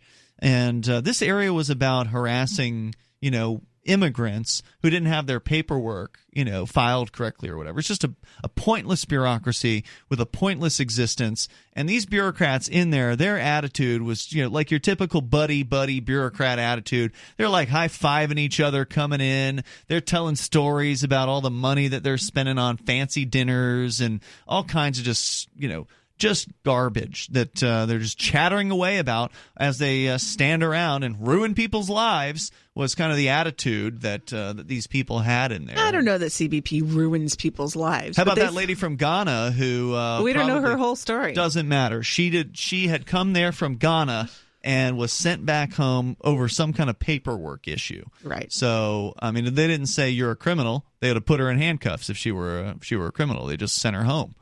And they wouldn't have arrested her if let's say she had criminal history. Somebody came in handcuffs. Okay. There was an Asian woman who was walked in there in handcuffs. Now, again, I don't know her story either. I only know the little bits that I overheard. But we have a caller about this, though, right? Yeah, Gene, the Christian anarchist, is on the line. He says he's got a story like this too. Go ahead, Gene. Hey, yeah, well, it's about 18 months ago, coming back from China, and I think it was San Francisco, or it might have been L.A., but they did the same thing to me, but that was mainly because I was complaining at the little booth there, where you go up to the booth and you got to answer the questions. And I was tired. I was wore out from a long trip, and I started complaining about their stupid machine not working properly.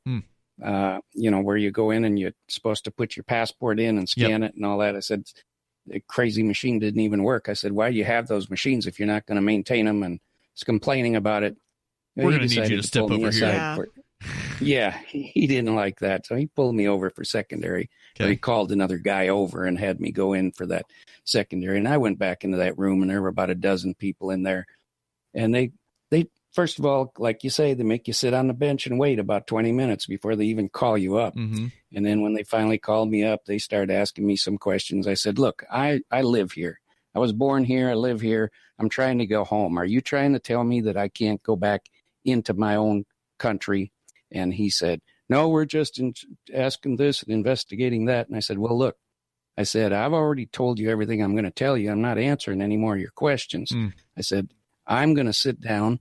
And if you want to know anything else, I'm going to call my attorney and you can talk to my attorney. I'm not answering your questions. And they try to ask me some more questions. And I'd say, that sounds like a question. I said, I just told you I'm not answering any more questions. And then when I was sitting there in the chairs amongst all the other people, I started talking to them in the window, from about 6 or 8 feet away in a very loud voice, telling them what I thought about how they're becoming a police state and how the whole country is becoming a police state. And everybody in the room is listening to me. I'm just letting them have it. I'm ripping them up. And let me interject. I do not recommend this for other people, but go on. I want to hear how this went. I really did. Well, but I was challenging them. I was challenging them. I said, here I am. I said, here's my hands. Put the cuffs on. Take me away. I said, I don't care if I miss my flight. I'll catch another flight. You're not putting me under any pressure by making me miss my flight. I said, you either charge me with something. If you got something on me, charge me and arrest me. If you don't have something on me, why aren't you letting me go out that door? And I was doing this for about, every few minutes I would spout up again. And I was in there for a good 2.5 hours. And, I asked for the supervisor during that time, and the supervisor came out. And so the guy is sitting there with his computer keyboard and he's typing things away in there. And the supervisor is behind him, and I'd talk to him. And then after a while, supervisor says to the guy with the keyboard, he says, well, you got anything on him? He says, well, I got nothing here on this, and I said, see, right, with a very loud voice, I was saying, see there, he says he doesn't have anything on me. Why are you still keeping me here? And, and I said, I'm not cooperating. And they still wanted me to calm down and behave. So finally they pulled my wife in because my wife said, well, if you just tell them this, I said, I'm not telling them anything. No, wait a minute. Where was your wife this whole time? Oh, they separated us. Right. That's what they did. When they first took me back there, they separated us. Where did they keep her? She was just out there by the baggage, and I'd even sent her a text message saying, get on the plane and get out of here. Oh, that's the other thing. They've got a no cell phones rule in this particular area. Right. I was going to say, I was surprised they let you have your cell phone. Well, they found out I had it, and I was texting. And they'll bellow at everybody as soon as they notice, and that's there's like at least 9 bureaucrats in that room, so it's not long before somebody pulls it. Almost everybody immediately pulls out their phone because that's just what people do these days. They don't notice the signage, and so everybody gets yelled at about it in that room. So I challenged them, and they weren't, they didn't have anything on me. And I was telling them I'm not answering any more questions without my attorney. I told them I'll call my attorney right now if you want me to. And they said, they didn't want me to use my phone. And it was just, I was just being very, very unhappy and very loud. And the other people in there were listening to me, and I don't think they liked what I was saying. I'm glad they didn't like it. And they just kind of probably wanted to get rid of me after a while. How long were you detained? About 2.5 hours. Okay. Fortunately, we had about a 3.5 hour layover, so still made the flight. Oh, good. But wow. I was fully prepared to miss my flight. I said, you know what? I don't care about whether I make that flight or not. Yeah. And you have no idea why they detained you. It's probably just because you complained about something, right? Yeah, and then they wanted to know where I was. If I went anywhere else besides China, and so on and so forth. I think they thought maybe I was, doing some bad, evil dealings over in other countries. Because China is such an unusual place for Americans to go to? They always act like you're a suspect. I mean, they just treat you that way in these situations. And just on my flight alone, there were probably 100 Americans coming back from China. Sure, exactly. And mine wasn't random either. I mean, it was clearly not random. The manager or the supervisor in the department kept getting on the phone with somebody. You could hear him in his office dialing numbers and like talking to people. He was talking about my case clearly because the guy who was Officer Uzi, was in there with him at different points. So somebody was telling them, to do this. But I kind of fall back on the guy on YouTube that says, don't talk to the cops. Yep, and good he advice. Says now that the only thing you should be saying is, I want to talk to my attorney. So after they asked me several questions and I didn't want to answer anymore, I didn't answer any more questions. I said, I want my attorney. I said, I can pull up his number and we can call him.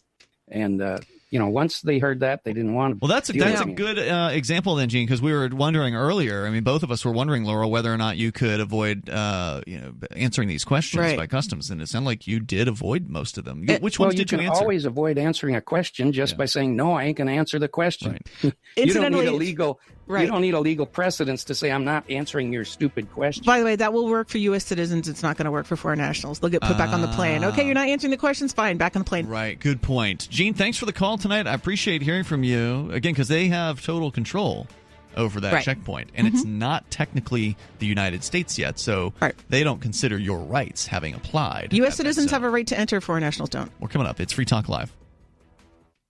Do you operate a retail business and are looking for a solution for point-of-sale cryptocurrency acceptance? It's never been easier thanks to AnyPay.Global. There's no paperwork or approval process to open an account. If you already have a tablet at your cash register, you're almost done. Just sign up at AnyPay.Global. Drop your personal crypto wallet addresses in our setup page, and then load our app. That's it. You're accepting cryptocurrency like Bitcoin and Dash at your store. Get started now at AnyPay.Global. That's AnyPay.Global.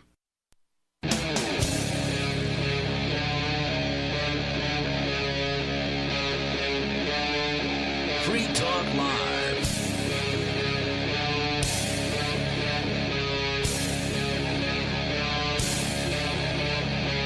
Free Talk Live, launching into the third hour of the program. You can dial in toll free, and you can bring up anything that you want. Our number here is 855-450-FREE, 855-450-3733. We have the Discord on-air call-in line rooms. And you can call in about anything. That's the point of the show. We have been focusing on customs and border protection here tonight. The invasion of your privacy that can happen at these checkpoints when you're coming back in from elsewhere as a U.S. citizen even. They can search through whatever it is they want, not just your bag, but also your electronic devices. And incidentally, the previous caller said that he wanted to contact his attorney while he was in custody. You actually do not have the right to an attorney while you are in CBP custody at the airport or at the border. Wow. Yes. So even U.S. citizens are not able. You can call your attorney. They might take your phone from you. Yeah, they don't want you on your phone. Sometimes, they're very paranoid about that. Sometimes CBP will speak to the attorney, but it is at their discretion, and usually they will not. Well, you haven't been arrested, right? You're just detained, right? In that case, and in most cases, look, I'm not an attorney, but you are, Laurel. As I understand it, if you are being contacted and or detained by an officer of the local police department, you're not arrested, so I mean you don't have a right to an attorney until you're under arrest, right? Like if you're under detention, that means you're being investigated, that they purportedly have a reasonable articulable suspicion to detain you, but they haven't arrested you yet because they haven't found probable cause to arrest you.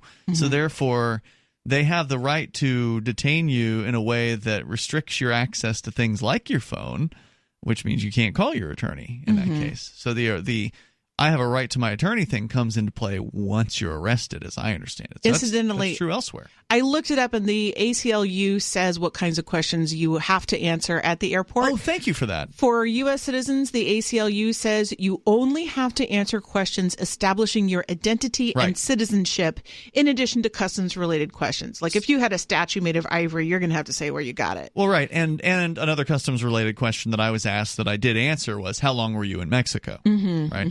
And that's one of those like standard questions. So like, yeah, right. I left on February 6th. And they just want to make sure that you're saying what, it matches up with what they have on their files, for instance. Refusal to answer other questions may cause delay. Yep. But officials may not deny your entry into the United States if you have established your identity and citizenship. But once again, it is different for foreign nationals. Unless you're a permanent resident, they have special rules. If you're a foreign national, you got to answer everything they ask you, or they'll put you back on the plane. Yeah. But for permanent residents, they have to let the permanent residents in, but they might take them in and put them in detention until they see an immigration judge. So that's good advice, and the ACLU, of course, obviously knows what they're talking about. Mm-hmm. And a lot of that is also true at the internal checkpoints as well. I don't know how familiar you are with those, Laurel, but those I usually just answer their questions. I mean, I will not answer their questions there, but some of that's true. Well, what I mean by that is if you don't answer their questions, they can detain you. Yeah. But how long is the real question? I say I answer the questions, but the questions, for me, and it may be because of my appearance, the question is, are you a U.S. citizen? I say yes, and then I go. Yeah, I won't say yes to that because that's because you're part of the problem. Oh, I'm part of the problem? Yeah, because if people... Right, because you are essentially cooperating with these bureaucrats who are conducting arguably unconstitutional searches. At least the ACLU would make that argument. I think they're right about that, especially the internal ones. That's what I'm talking about here, the internals, not the actual border checkpoint, but the ones that are located within the United States, right. Usually within 100 miles of the international border. And they act like, oh, it's just one question, it's no big deal. But that's the camel's nose under the tent. As people get used to being stopped, as people get used to being questioned, it's just one question. Well, it might become 2 questions. It might become 5 questions. It might become show us your papers, And so you have to stop the encroachment of government into your life as soon as it starts. And because most people just want to be let go, and Border Patrol knows this, because most people just want to get along with their day. They just want to make the connecting flight. They just want to get to where they're going. They're going to answer the question. 99 out of 100 people, probably 999 out of 1,000 people answer that question. And those who don't, well, they might get pulled over to secondary. They might be given a harder time. They might be forced to wait. There was an issue here in New Hampshire. They keep setting up the internal checkpoint in a little town called Woodstock. It's actually on the interstate where they do it, but it's in the North Country here. And there was a candidate for U.S. representative, Libertarian candidate Justin O'Donnell, who went through this checkpoint. And I have my critiques of how he handled it personally. I think that he should not have been arguing with these people because you're not going to convince the Border Patrol that you're right. You just refuse to answer and then you shut up. Right. Yeah. Instead, he kind of argued with them, and then they threatened him. They said that if you don't answer the question, we'll just sit you over here until you do. Now, that's not right. They're not supposed to do that. That is not the way they're supposed to behave. And the ACLU, he recorded videos. This is how we know what happened, right? So the ACLU looked at that video footage, and they actually conducted, the ACLU of New Hampshire conducted a seminar on Know Your Rights at Border Patrol checkpoints. And it was very, very good. I went there, recorded video of it. It's online. And this is not just for New Hampshire. This is good information for anybody inside the United States going through one of these internal checkpoints. So if you want to look it up, just go to the Free Keen channel on YouTube and search for ACLU border checkpoint, and the video will come up. Very, very good stuff. Good information on what you can and can't do, what you should and shouldn't say, and how to handle it if you are going to refuse to answer that question. Very, very useful stuff. In our case, when we went through, it was during Fork Fest of last year, which is the summertime camping festival that happens. It's decentralized. It's right before, it's the 5 days before Pork Fest, and so it's going to happen this year as well. But they just so happen to set up the internal checkpoint during Fork Fest. So we were about an hour's drive away. It's fun for everybody. Yeah, well, this is how libertarian activists in New Hampshire, some of us actually do have fun. We're like, all right, let's go through it. So 5 of us got together in the RAV that I drive, and we had multiple video cameras, and we roll up to this checkpoint. So of course there's video of this. We roll up to the checkpoint, And as we're rolling up, now it's slow because they're literally stopping everyone. This isn't like a DUI check where they're authorized to stop every X car, right? So like they let some through, but they stop some. At this one, they stop every single car and they ask them that question. So it's slow going. We're finally, we're slow. We're getting closer. They're walking a dog down between the lines of the cars. Very intimidating. And they've got a bunch of men. They're set up there on the side of the road, and they're waving the flag and everything. And so as we roll up, one of them waves or like nods or salutes us or whatever, and then another one notices the camera pointing out the window, and he yells, he vocalizes that, hey, these guys have a camera. And so as we pull up to the guy who's asking the questions, he asks a question. He says, "Are you a U.S. citizen?" And I forget what I said. I said something like, "I don't answer questions," or something like that. And then he said, "All right, well, I'm going to need you to pull over here into secondary." I says, "Is that an order, or are you just requesting that I pull over into secondary?" He says, "That's an order. You're going to need to pull over here." So I'm like, all right. And so I just trying to make sure, because a lot of times when a government bureaucrat says something to you, they'll say it was a request later on. Right. Like, oh, I didn't order them. They, I suggested it and they did it. Right. And they have ways of saying things that sound like orders, but they're not actually orders. So like when a government police officer says, "I'm going to have to ask you to search your car." Mm-hmm. They're standing in front of you, looming over you with their hand on their gun. "I'm going to have to ask you to search your car, Laurel." Uh-huh. Well, what does that sound like? It sounds like an order. It sounds like I have to search your car. But he is actually saying I'm going to have to ask, meaning I don't have any probable cause to conduct a search, so I have to ask you for your permission. That's literally what they're saying. But the average person doesn't hear it that way. So that's why it's okay. You can always ask a question to clarify these bureaucrats. So I start to pull over slowly across the lane of traffic, and that's when the other supervisor literally yells at his underling and says, "Nope, camera, move them on." And so we did not have to pull into secondary thanks to, so there you go, bring thanks a camera. to the freedom of the press. More coming up here. It's Free Talk Live.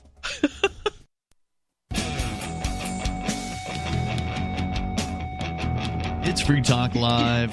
You can dial in toll free and bring up anything you want. Our number here is 855-450-FREE like freedom, 855-450-3733. We've got the Discord on-air call-in line rooms.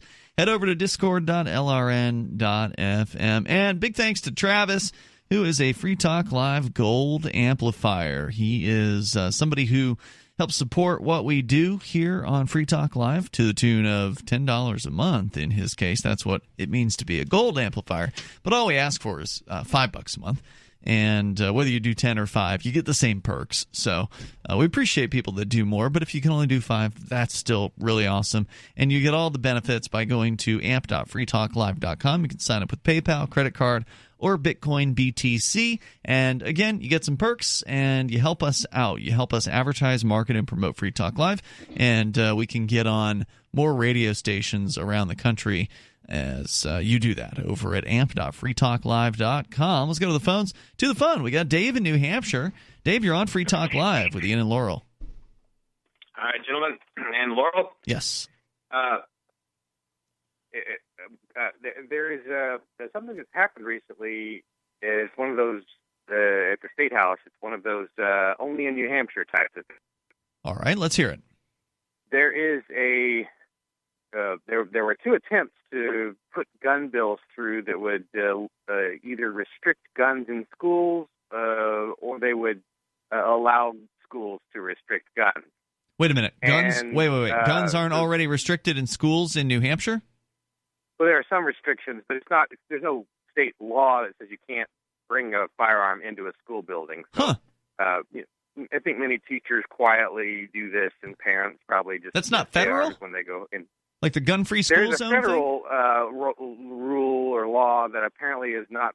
Last I checked, has not been challenged. That says you can't have one, but okay. I don't think it's ever been enforced or challenged. Huh. All right, that's cool. So what happened? Anyway, what happened is they were having a hearing to discuss one of these gun bills. I don't know which one it was. It was either the full-blown, making it illegal, or just the one that would let the school districts make their own policies. But apparently the New Hampshire School Board Association showed up, and everyone's groaning, thinking they're going to try to take my freedom away. They testified against one of these bills, apparently, according to Granite Grok. The government bureaucrats that run the schools, their organization testified against it? Well, that's what Granite Grok is reporting. Uh-huh. And I read the article, the Granite Grok article, and it was a little bit convoluted, so I couldn't tell exactly what did happen. But they're reporting that the School Board Association testified in favor of our freedom in some form or fashion. All right, so yay, New Hampshire! Okay, according to Wikipedia, the Gun-Free School Zones Act, GFZSA, is an act of the U.S. Congress prohibiting any unauthorized individual from knowingly possessing a loaded or unsecured firearm at a place that the individual knows or has reasonable cause to believe in a school zone as defined by 18 U.S.C. blah, blah, blah. The law applies to public, private, and parochial elementary schools and high schools, and to non-private property within 1,000 feet of them. It provides that the states and their political subdivisions may issue licenses that exempt the licensed individuals from the prohibition. So perhaps the license in New Hampshire exempts you from the Gun-Free School Zone Act? Well, I don't know. I don't know. This is not legal advice. We're just asking questions. I don't know this one either, because you don't have to get a license to get a gun. It's just for concealed carry, right? In New Hampshire. In New Hampshire. In New Hampshire. But if, again, we're speculating here, right, based on just a paragraph in Wikipedia. Right. If there's an exemption here, and it says there is, if a local state authorizes a licensed individual, then they can go on a school campus and not be in violation of the gun-free school zone. So that might be one of the reasons to have a license, is if you want to carry a gun on a school property. Right. So a teacher might want to do that. Or a parent. Or a parent. Yeah. All right. So, Dave, was that the good news? Was that the bureaucrats themselves were testifying against the prohibition? If Granite Grok's story is correct, that's true. They tend to be pretty decent, I think, in my recollection. Yeah, they're really active lately too. It seems like I'm seeing an article from them every 5 hours or so. Wow, good for them. All right. Anything else you want to share? I guess I should clarify, since we've been talking about them so much, they're sort of a conservative, that's true, libertarian bloc in New Hampshire. Yeah, that's definitely true. Dave, was that it? That is all. All right, thanks for the call. That's Dave Ridley from RidleyReport.com. He is definitely in the know when it comes to some of the activist things going on here in New Hampshire. Let's talk to David in New Mexico. So, different Dave. You're on Free Talk Live. Hey, how are you, tan line? I didn't spend a whole lot of time in the sun, so I don't know if I've. No, you look the same. Darker. You're not tan. Ian doesn't tan. He's I think he just doesn't go outside. No, I mean I was getting a little burnt the first couple of days, so I started to avoid going out in the sun too much. Let's make use of your pal there, or the lawyer experience. Tell me, assess this. So I just looked at my email to get a date. It was back in this time in 2018 that the court-appointed attorney that I was assigned decided he didn't like me and he wanted to quit. Day one, he hadn't even started. He just entered his appearance, and then he didn't like my style, and so he wanted to quit, which means that he would have to file a withdrawal, and then the court would have to appoint the replacement. And so that was in February of 2018, and he finally filed his actual motion to the court, followed up by an order for the judge to sign to excuse him and withdraw from the case, and that was back in October of 2018. So it took him 8 months? Yeah. And in the interim, I filed a bar bitch on him at the suggestion of a unnamed attorney to remain unnamed, because the attorney fears her own legal system, that if she suggested to me to file a bar bitch on this bar complaint, this attorney, right? Well, yeah, her own language was bar bitch, and don't tell him I said bar bitch is what she said. Yeah. Is what she said. I've actually never heard it called that, but go ahead. Yeah, well, this is New Mexico. There's more people are probably more inspired to call it such here in the state of New Mexico. All right, so what happened? Anyway, yeah, So I gathered by your reaction that when you said it took him X months. Because he's your attorney that entire time, and so until he actually withdraws from the case, he is your attorney and he's responsible for doing everything in the case. And it sounds like he wasn't doing anything. So yeah, you probably have a valid complaint. Exactly. Now you've hit onto something else. Is that I questioned him on the fact that he wasn't doing anything and had done nothing, et cetera, et cetera. His response to that was, quote, "There are no hearings scheduled in your case," end quote. And my response to him saying that was that the ball is in your court, sir. Nothing will happen in this case until you do something. The other side has what they want. Well, he says as your attorney, he's obligated to do the things that you want him to do. If there was something that needed to be done, it was his responsibility to do it. I don't know enough particulars about your case to say what that should have been. So. But if you had asked him to do something, in theory, he should have done that or resign. Thanks for the call, David. Appreciate it. More coming up here in moments. 855 450 free like freedom. This is Free Talk Live. Are you a cryptocurrency advocate? The Crypto Tip is the ideal outreach tool to help new people discover cryptocurrency. It's a printable business card-sized tip that you can give to service providers, preferably in addition to a good cash tip. When the server scans the QR code, it'll bring up an explanation of cryptocurrency, how to install a wallet, and allow them to claim the tip. If they don't claim the crypto, you get your tip refunded to you after a time period you specify. Plus, if they do claim the tip, you get an email alert. Create as many tips as you want at cryptotip.org. That's cryptotip.org.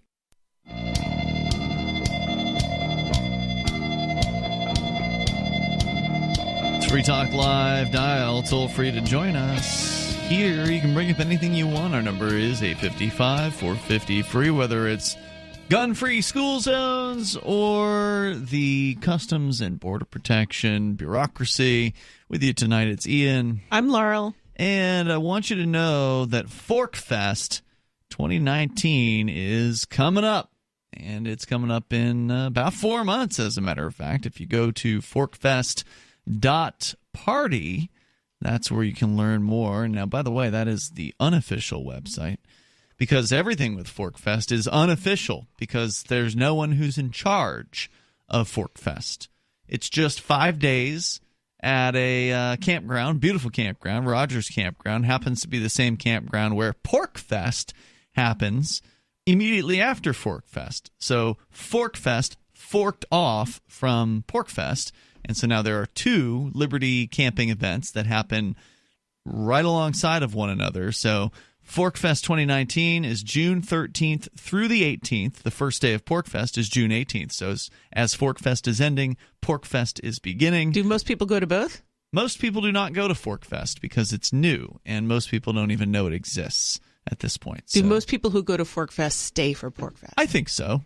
There's a percentage of them who aren't into PorkFest because it's kind of like a centrally planned event, whereas ForkFest has no planners. ForkFest has no official planners. There are potentially unlimited number of planners because everybody can plan their own thing at ForkFest. So if there's, let's say, Laurel, you wanted to do a seminar on law, you could just go ahead and rent a tent or put up get a PA speaker or something like that and, have yourself a seminar on law. You wanted to have a musical performance?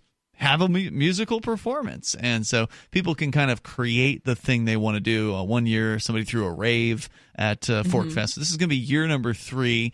There's been a party that happens on the last night of ForkFest that Jim Babb, who's a Free Talk Live listener, has thrown both years. So some things have happened both years, but it's just, who knows what people are going to create. I heard that Jay Noon, who's one of our Wednesday night co-hosts, is going to be doing what he calls man camp at PorkFest. Last year, Jay had his wedding at ForkFest. Oh, great. So there's, who knows what's going to be like in 2019, but now's the time when people are likely going to start planning these things. And forkfest.party can connect you to our Telegram chat room, which, again, unofficial. You want to have your own Telegram chat room for ForkFest, go right ahead.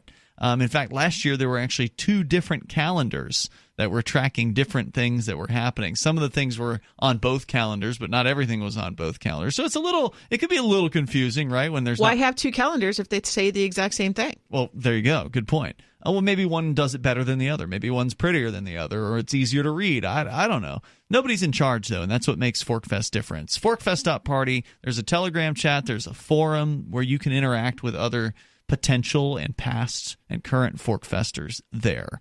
And once again, it's June 13th through the 18th. Since there's no organizers, there's no tickets. So you don't have to pay a ticket price to get into ForkFest because there's no one going to be there to collect them. There's just nobody in charge. So you do have to obviously pay for your, whatever space you rent. So if you're going to have a campsite or you want to rent the hotel room on site, then that's up to you, and you got to do that separately with Rogers Campground. So whether you want to just show up and hang out with other liberty-minded people in the woods for 5 days, or you want to create things for those people to do, it is up to you at forkfest.party. You can go learn more about it there. Let's go to Sarah. She's in New Mexico. Sarah, you're on Free Talk Live. Go ahead. Yes, so last year, 6,000 domestic violence victims were killed by their abusers, obviously using guns. So. Okay. Victims were killed by their abusers, but how many abusers were killed by their victims? Well, what I'm saying is that they used. You didn't get that statistic, huh? Violence. They had domestic violence, and they used guns to kill the victims. Sure, but you didn't answer my question. What about the victims of domestic violence who turned the tide against their abuser and not necessarily killed the abuser, but stopped the abuse from transpiring by using a gun? Well, I honestly do not know that. You don't know that. And here's something I'd like to add in here before you go on. One of the reasons why you don't know, besides the fact that you haven't researched it, but one of the other reasons why is it's hard to research this. Because in a lot of cases, if a gun owner stops a violent crime, whether it be domestic abuse or a robbery in the streets or home invasion, whatever it is we're talking about here, if they stop a violent crime with their gun, in many cases it goes unreported because you survived this, terrifying, traumatizing experience. The gun helped you equalize the odds in the situation. You scared off this criminal. You didn't actually shoot the person. It's a done deal. It's the end of the night. You're done. You want to go home. You don't want to go to the police department and spend a bunch of time filling out a report for some cops that probably aren't going to really investigate it that hard anyways. You're just wasting your time. So a lot of the time when somebody successfully uses a gun to protect themselves or someone else who's a stranger or their family members, it's just a success, and that's the end of it. There's no statistic about it. So anyway, go ahead with whatever you were going to say. That is correct. But thanks. Excuse me. That's all right. But our state did pass, from what I was told, that we did pass taking the guns away from domestic abusers. You mean alleged domestic abusers or actual domestic abusers? Well, actual. I mean, if you have domestic violence, okay, and you're threatening, you're assaulting. But wait, you have to be clear here. You have to be clear because if you've been accused of domestic violence, that doesn't mean you've actually committed it. You have to be found guilty legally in order for you to be someone who commits domestic violence. But there are people who will get their guns taken away simply on the say-so of the alleged victim. Now, you don't think somebody should have their gun taken away just because somebody said they did something, do you? Well, I'm sure that in our state case, you have to have some evidence. Are you sure?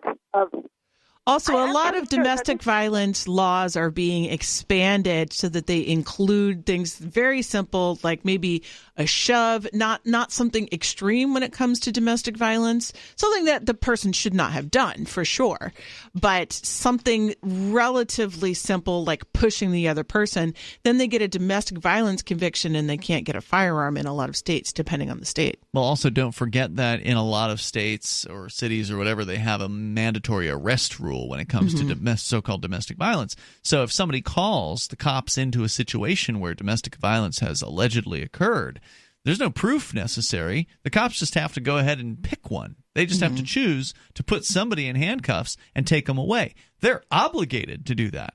So it's usually one person's say-so over the other person's say-so, unless there's an obvious, bruise or something like that where you can see that some sort of thing has transpired. Also, depending on what rules and regulations you're looking at, domestic violence can include things such as isolation and really? Yes, and things like emotional quote violence. So they're expanding name calling?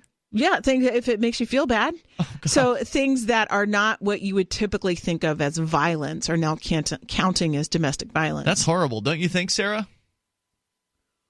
Well, I am a woman, and so that, usually we don't report things and file things unless we do feel threatened.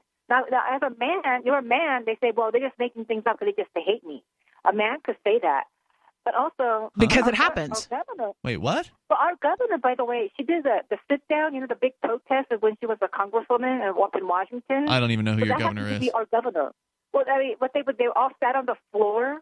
They wanted gun control when she was a congresswoman. You remember that? No, well, she was I don't pay attention to D.C. Well, I mean, they had that. I certainly don't pay attention to New Mexico's governor. Also, the domestic violence of women on men is underreported. It's high. It's underreported because the men are afraid that if they call the police, the woman will then accuse him of domestic violence, which is often what happens. That's one reason why they might not want to call the cops. Another reason is just because it's sort of like the societal position of the man to not report those things. A lot of men are killed by their wives and girlfriends. Thank you, Sarah, for the call tonight. Domestic violence is definitely an issue between both of the genders. It's Free Talk Live.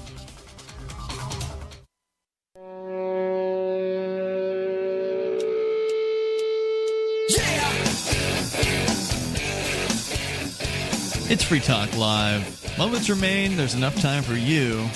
If you dial in right now, our number is 855-450-FREE, 855-450-3733. With you tonight, it's Ian. I'm Laurel. We've got the Discord on-air call-in line rooms. They're open and available to you over at discord.lrn.fm. So feel free to join us there, and you can call in about anything that you want.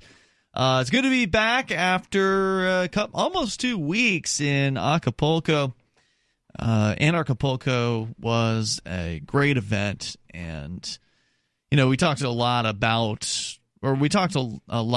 the attendees and the speakers at the event over the weekend, and that reminds me, I've got I think 10 bonus interviews to be putting into our podcast, so you're going to get more Anarchapulco interviews over the next couple weeks as I'll add them into the end of our show. So if you're a radio listener and you want to hear more from Acapulco, you won't hear it on the radio. You'll have to go and listen to our podcast or download our archive over at freetalklive.com.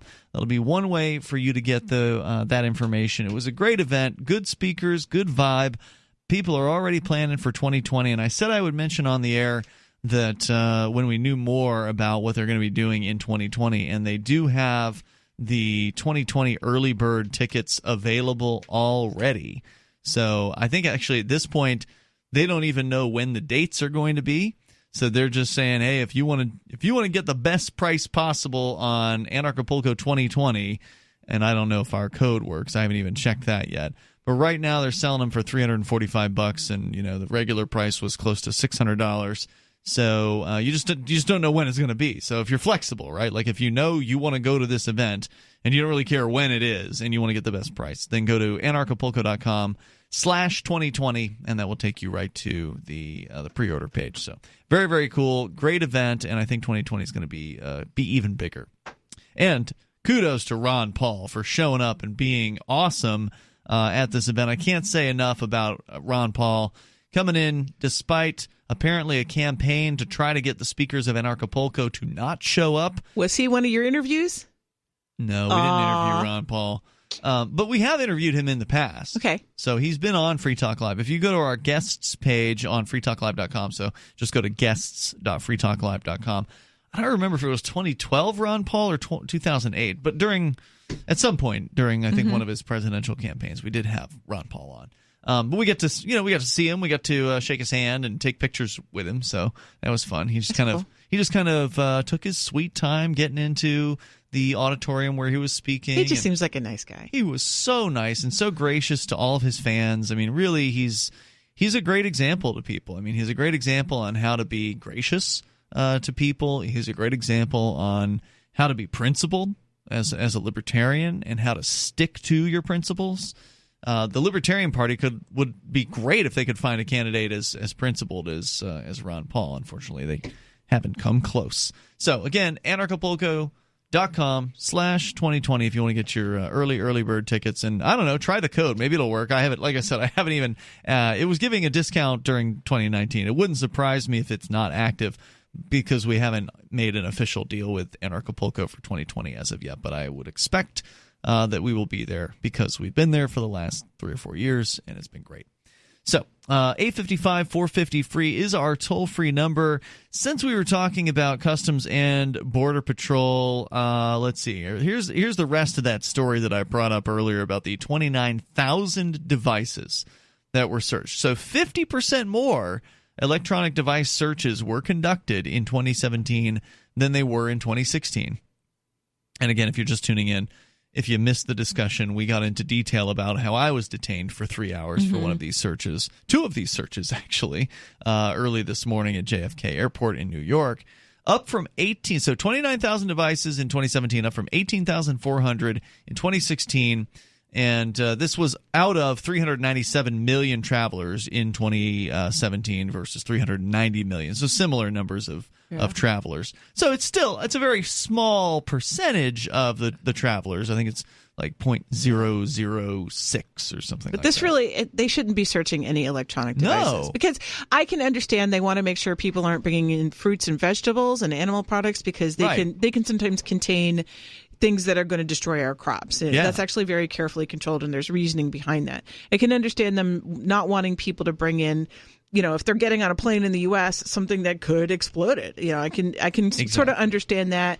There are some things that they want to stop the trade in because there's endangered animals like ivory. Okay, so I understand all these things. Yep. For the electronic stuff, if there's some secret information or anything, they should be able to, like, if you want to get it from one country or to another, you send it electronically. It doesn't have to be, carried in a device across the border. That's the dumbest way you could possibly move something across borders. Exactly. So looking in people's electronic devices does not make the country safer. It just invades people's privacy. Yeah, it's just a straight-up privacy invasion, and you're absolutely right.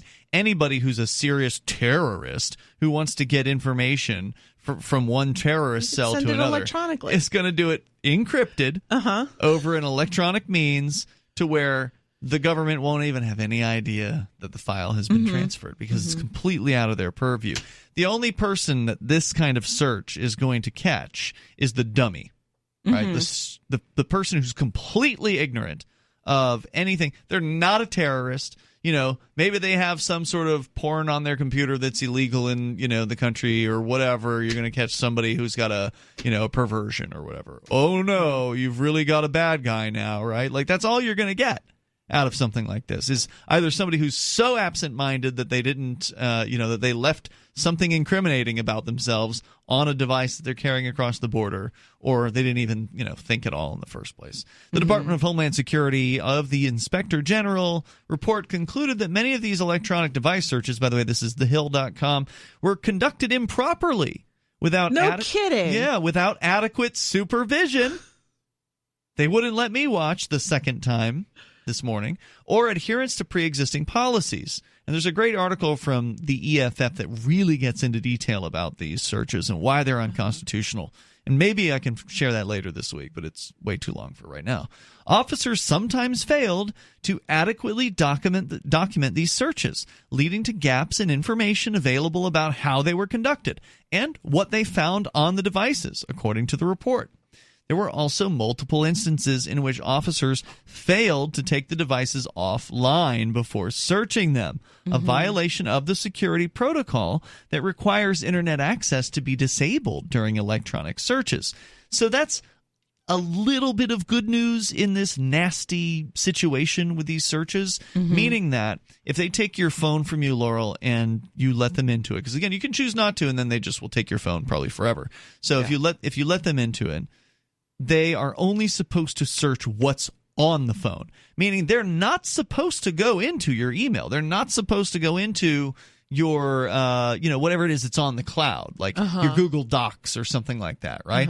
So they're only supposed to look at the photos or the files that are stored on the phone. But here they're saying that, well, they didn't turn the phone off. They didn't disconnect the radio on the phone, right? So it still has the ability to transmit. Airplane mode. So that's what they're supposed to do. They're supposed to put it in airplane mode. And actually, when I received my phone back from them today, it was in airplane mode. So, I mean, that suggests that they were following the rules, but I don't actually know because I didn't get to watch it happen. Right.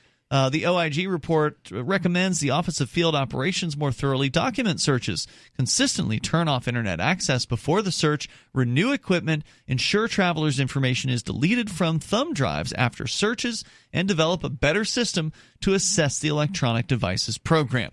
CPB agreed to all of the recommendations and said they've already made progress on some of them. This report was filed by the Hill in December of last year. But there's another report saying that Customs apparently, this is from nextgov.com, over 2 years searched more than 47,400 electronic devices, but failed often to delete travelers' information from portable drives, according to the Inspector General's investigation. So they downloaded information from these phones. They're supposed to delete it after they've conducted the search, but oopsie, they just forgot. How did that get there? Silly absent-minded CPB professionals. We just totally forgot. Or CBP professionals. We forgot about it. It wasn't our intention. We weren't actually trying to store this information about you. It was just an oopsie. You believe that, right? See, for the audience, Ian and I disagree a little bit on government. Ian would like to get rid of government. I think that it should be limited. I don't want to get rid of it. I want to get rid of coercion. However, and I'm not against CBP, but they do have too much power at the airports. This is excessive. We should be endeavoring to limit government whenever we can, and this would be a good example.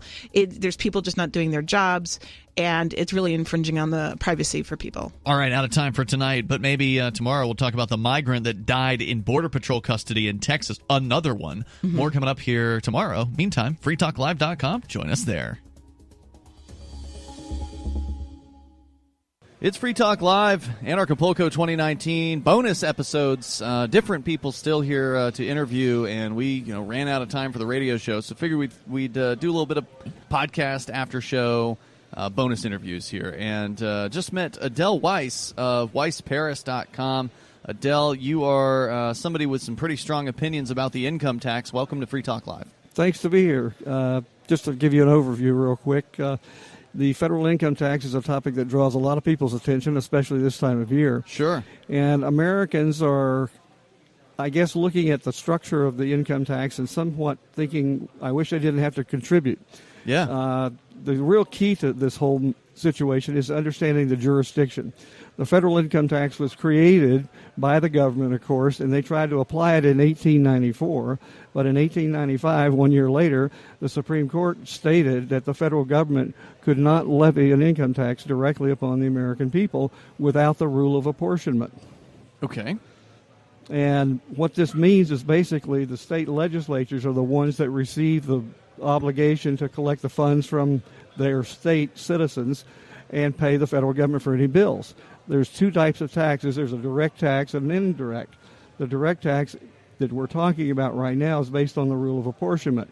The Supreme Court in the Pollock decision in 1895 basically said that the federal income tax, unless it includes the rule of apportionment, is unconstitutional. Now, can you define the rule of apportionment? Yes, it basically uses a census to calculate how many people in the country, what states of the union have so many percentage of that population, and if they pass a direct tax, they being Congress, then that tax would be put on the state legislatures. The Constitution never gave the government the power to put a direct tax upon anyone except via the rule of apportionment, and it's a one-time tax. And that's why the government really doesn't favor that type of tax. I see. All right, so then the income tax, didn't it come along later, though, like in, 1913? Yes, POTUS Taft, William H. Taft, basically in 1909 wrote the legislative intent of the 16th Amendment, and it's published in the Congressional Record of the United States Senate on pages 3344 to 3345, and it was June 16, 1909. And he basically admitted that the Supreme Court deprived the national government of any power to levy an income tax without the rule of apportionment upon the American people. In their 1895 decision. In that 1895 Supreme Court decision. Okay. And so as he admitted this intent for the 16th Amendment to be created, he therefore told Congress, he says, I recommend that the Congress, by both houses, to create basically a levy of the federal income tax upon the national government, not upon the American people. What does that mean? A levy on the government? Yes, in other words, if you work for the government, if you're a federal officer, federal employee, or an elected official, you are a U.S. taxpayer. Now, there's 7 different groups of U.S. taxpayers, such as resident aliens, people from other countries. If you derive income from federal property, like treasury bills, investing in treasury bonds, and so forth, and there's another cascading group. But the whole structure is set in the 16th Amendment. If you look at the wording, it completely omits any inclusion for the rule of apportionment. And that's why the 16th Amendment is not unconstitutional. We don't really care if it's ratified or not, because it does not apply to the people in the constitutional republic, the 50 states of the Union. So to whom does it apply? To statutory U.S. citizens who live in Guam, Puerto Rico, the Virgin Islands, federal employers, such as people that work for the federal government. It could be the Department of Agriculture, the U.S. military, whatever. Anybody that works for the national government, they're actual U.S. taxpayers. Now, there's another group of people that, for example, they use a statutory term called a U.S. person. The people that are called U.S. citizens, and this is where it gets very confusing because there's 2 separate jurisdictions we're talking about, the 50 states of the Union and the District of Columbia. And those in the District of Columbia that are called U.S. citizens are statutory in nature. They are born on territory. Now, if you read in the American Journal of Jurisprudence, 3C Amger 2D, section 2689, you're going to find out clearly it's talking about who is born in the United States and subject to its jurisdiction. And it's only the statutory people born in Guam, Puerto Rico, the Virgin Islands, American Samoa, all of these U.S. territories. So territories are not states of the Union. After the end of the Spanish-American War, they were basically lumped in with the District of Columbia. But the U.S. government calls the District of Columbia the United States, and even Congress calls these territories states of the United States, so it even gets more confusing. They use the same lingo. So basically the poor people in Guam are screwed over by this? No, I mean, they're subjects to the crown. They're under the dominion and control of the Congress, and that's just the way it is. So we have no issue with the federal income tax. It's perfectly legal. It's not unconstitutional. We have nothing. Because they're not states, they can just direct tax those people. They can do anything they want to those people. That's right. Now, when the problem arises is when they try to exceed the scope of that legal fence called the Constitution. See, the Constitution, again, comes back to it. If you read the Federalist Papers, Alexander Hamilton was very specific in stating that the federal government could not impose an income tax, or I should say raise money from the people, or even a military draft that we commonly think of today. The government was limited in its scope and authority by the Constitution. The Founding Fathers said whatever they do, they have to meet the litmus test of the Constitution. And as long as the Constitution is not just a piece of artwork on a wall, and it's certainly viable, then there is a line of demarcation. And that's why the Supreme Court in 1895, the Pollock decision, basically segregated the territorial jurisdiction of the national government, D.C. and U.S. territories, from the constitutional republic, which is now the 50 states of the Union. All right. So this is not unusual information for some of our audience out there. We've definitely discussed the income tax, and we've heard there's a variety of theories out there about this. And, of course, some people who've said, well, you don't have an obligation to pay. Many of those guys have been put into jail, right? Like, so Larkin Rose and Erwin Schiff, There's a number of folks who have they've put their butts on the line and ended up in a cold prison cell. So, how's this working out for people who followed your method? Well, it's really you're following the law. Okay, first of all, the method is only a process. Now, if you keep in mind the fact that Americans have the choice to make a free will decision, if you read 26 CFR 1.871-1A, sorry it's getting technical, but you can look it up in Cornell University Law website, you will see that non-resident aliens, that's what the Congress calls Americans born in the 50 states of the Union. He calls them basically they only have a tax liability if they work for the government. Okay. Now, they also have the option to make an election. The government says they may elect under Section 6013G or H in the Internal Revenue Code to allow their income to be taxed. Now, may elect is a permissive word. It's a choice, exactly what you're saying. So if you make the choice to say, okay, I want the government to tax my income, we have no argument about that. But the thing is, there's no full disclosure. There's no willful and knowing intent. And that's the problem. See, on tobacco products today, there's warning labels. Right. If you do this, you can expect X, Y, and Z. Yep. The government doesn't do that. And that's a problem. That's where the problem comes in. Now, well, ignorance is very important for them. They want people to be unaware of these things, right? And it gets even more interesting when you start looking at the Department of Treasury. Section 31 is their title of the United States Code. Statute is 321 D1 and D2. And the Treasury Department states that the federal income tax is a gift or bequest made payable to and for the use of the national government, called the United States.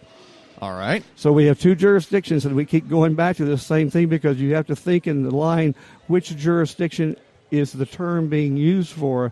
That's going to help you understand what we're talking about. So let's go back to the two jurisdictions. Maybe I'm not clear on that one yet. So the two jurisdictions, you've got the territories, and then there's the states, or are you talking about a different concept of jurisdiction? You have the 50 states of the Union, the constitutional republic. Yep. That's where the Constitution is in full force and effect. Then you have the federal zone, if you want to call it that, which is the District of Columbia and all the U.S. territories. Gotcha. Now, the national government calls D.C. the United States. It calls the territories that it has incorporated, they call them states of the United States. Okay. So they use the same language, and the same language makes people heavily confused. Right. For example, if I ask you, are you a U.S. citizen on a federal form that you're about to sign, and you go, what do you mean? Yes, that's who I identify myself as. Well, what's the definition of a U.S. citizen? And all of a sudden they stop and they say, explain it to me. And that's what we're trying to get across. There's nothing illegal about the federal income tax. There's no problem with it for the jurisdiction in which it was created.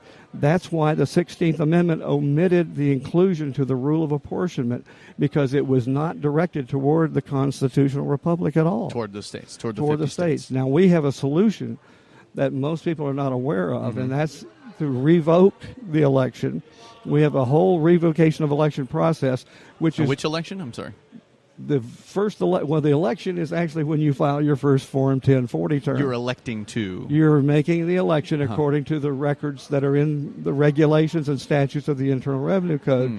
You're making an election to have your income taxed. They call it treated, taxed as if you were a U.S. resident alien. See, the government can't break the law. The 13th Amendment says you can't force people into slavery. Well, they break the law all the time. Just to be clear, the government breaks the law all the time. They've done a lot of that, I guess, but the main thing is, in this illustration here, is they're stretching their blanket further than they should, okay? So the whole context is Americans haven't been informed. They don't know the use of terms. They don't understand the jurisdiction separation. But if they did, this is where our revocation of election, which is provided in a statute in the Internal Revenue Code. Is that right? 6013 G4A, where you can leave the U.S. Tax Club with the full blessings of the U.S. Congress. They wrote it, but they call, again, Americans born in the Constitutional Republic non-resident aliens, individuals. Now, what they're saying is you're non-resident to their territorial jurisdiction, when you live of in the islands, and that's right, because you live in the constitutional republic, and therefore the legislation that Congress creates that would relate to the Internal Revenue Code, those statutes, if you will, cannot apply to the constitutional republic. So you're alien to that legislative jurisdiction. Interesting. So it's semantics, and yet there's a real path if you understood it. It took me 2.5 decades to figure out a lot of this stuff. Wow. So it's not an easy subject to jump on. No doubt. Now, there's obviously a lot of folks out there offering, these get out of the system packages or whatever, and they're usually very, very expensive. I mean, how hard is this to do on your own? Is this something that you got to pay thousands of dollars to to get through this? So you're just in this to make a bunch of money off people, and then the cops are going to show up later anyway. Give me what do you think? Everything we do is based on the law. Yeah. Okay, first of all, that's the foundation. Mm-hmm. The second thing is our fees are very moderate, and that's not the real issue, because if you look at what people are paying in taxes that they never owed. I mean, one time... It pays for itself. When you revoke the election, for example, if you start it before April 15th this year, you actually can stop any of the progress from 2018 all the way through the rest of your working career. You don't have any liability. And it's not me saying it. It is the national government, the U.S. Congress, that says you can do this. Have people who have, normal jobs... I haven't had a job since 2004, so I don't have to deal with some accounting department that is not going to believe whatever it is I come in and show them. Here's the code, here's what it says or whatever. They're going to be like, yeah, well, we're going to take the money out anyway and send it to the government. Sure. So, have you had people come to you and you've been able to actually get it to where they're not having money withheld out of their account? Yes, and the beautiful part about it, not only you're speaking mainly with an employer now, I think is what you're alluding to. People with employers. If you read the Internal Revenue Manual 5.14.10.2.2, sorry it's so technical, but that's a section, and in the 2004 version, we have the 2004 and the 2015 posted on our website.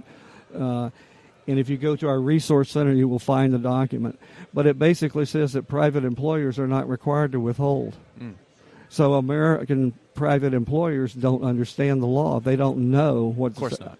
And now, wait, is a private employer the same thing as a corporate employer? Is that the same? In some cases, it could be, but other entities could be like state governments, could be city governments, county governments, and to get these people to realize that there is a paradigm shift in their thinking is somewhat analogous to what Galileo faced years ago when he said the Earth is not flat, it's not geocentric.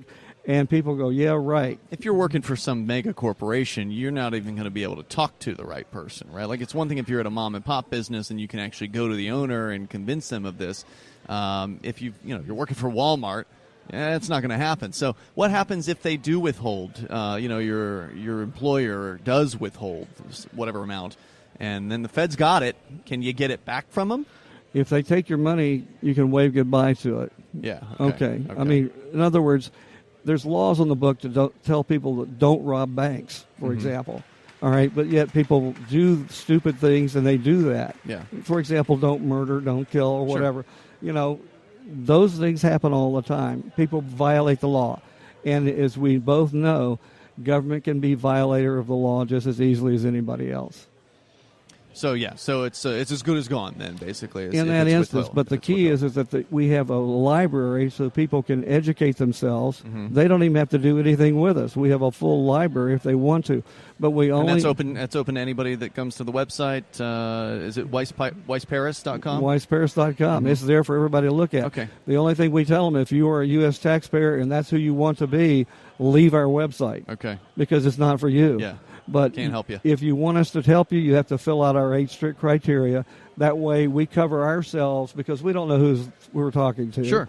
And so we try to make it a parity situation for people to gain knowledge, but yet if they want to become a client, that's fine, but they have to meet our criteria. And if they tell us they are a U.S. taxpayer, they work for the government or something, we kindly say, thanks, bye. Sorry, you're on your own. We can't help you. Yeah, so you can help people that maybe are doing they have their own business. That's probably the easiest kind of person, right? Somebody who's sure, been, and 1099s, people that are going through that. Contractors, that right. kind of thing. Right. Or maybe if you've actually got a company that's willing to listen, whoever it is your employer is, they might be able to be convinced, perhaps, on this. So it's a tough road, right? I mean, you're trying to undo a lot of brainwashing here. Well, not only can we tell you what we've just done with the revocation of election, the process is there that Congress allows you to do as an American national, but we have a document from the IRS in Fresno called a Letter 288C, in which they acknowledged our particular narrative that we put together for the revocation of election. And so you sent them a request, can you verify this is true kind of thing? Or? No, we sent the document because they don't tell you how to do it in the statute, so we created it. And tried it, and we found out the solution. And we've got letters from the IRS stating that they've acknowledged it's a universal acceptance, if you will. I'll use that phraseology, that our particular revocation of election has been approved. These people that go through the process present the documentation, and it's recorded, and they are out of the system. They're out of the tax code. Amazing. And so you've been doing this for how many years with folks? Well, helping clients since 2012. Okay, so that should be long enough to where somebody's, they filed this paperwork, IRS doesn't send them a nasty letter after that? No, not at all. Okay. We've had no challenges from the IRS at all on the revocation of election. If anything, we've gotten 2 letters that are quite a little different from each other, but they point to the same direction. It's a universal acceptance of the revocation of election process that I created, so that the people could actually walk away, have a solution to the problem that they've been fighting for years. And you don't need to fight, you don't need to argue, because, see, if you are a lawful non-taxpayer, there's a Long versus Rasmussen federal appellate decision that basically said that if you're a lawful non-taxpayer, you're neither of the subject nor of the object of the revenue laws. So you're free from all of this harassment that people keep thinking of because they're doing it the wrong way. Unless you're from Guam or one of the other... again, those are U.S. taxpayers. We don't deal with them. Well, but I'm worried about those people because they're also human beings, and I don't want to see those folks get taxed. Is there any answer for those people besides just telling the federal government to screw off? They're under the dominion and control of the Congress. So they're basically just slaves. They're subjects to the crown. They're slaves, is what you're saying. Yeah, your word. What's the solution for those people? I don't know. Yeah. I don't know what they can do for themselves there, but we can't interfere with that obligation and won't. Right. Yeah, because we got radio stations in Guam, right? Like some of our listeners are actually in Guam, and I don't want to see anybody under. None of us do. None of us really do. Right. But the real understanding is, how do I address this issue properly, and then move forward. Very good. Very interesting discussion, Adele. Thank you for coming on Free Talk Live with me. Right. I appreciate it. Nice meeting you. That's Adele Weiss from WeissParis.com. And we got probably more interviews on a very, very busy final day of Anarchapulco 2019. This is Free Talk Live. So the protection of life, liberty, and property is what the Free State Project is all about. But it's an effort to move 20,000 people who understand. It's about demonstrating to the entire country that, we can have a free market, a truly free market. Making it just a freer, great place to live.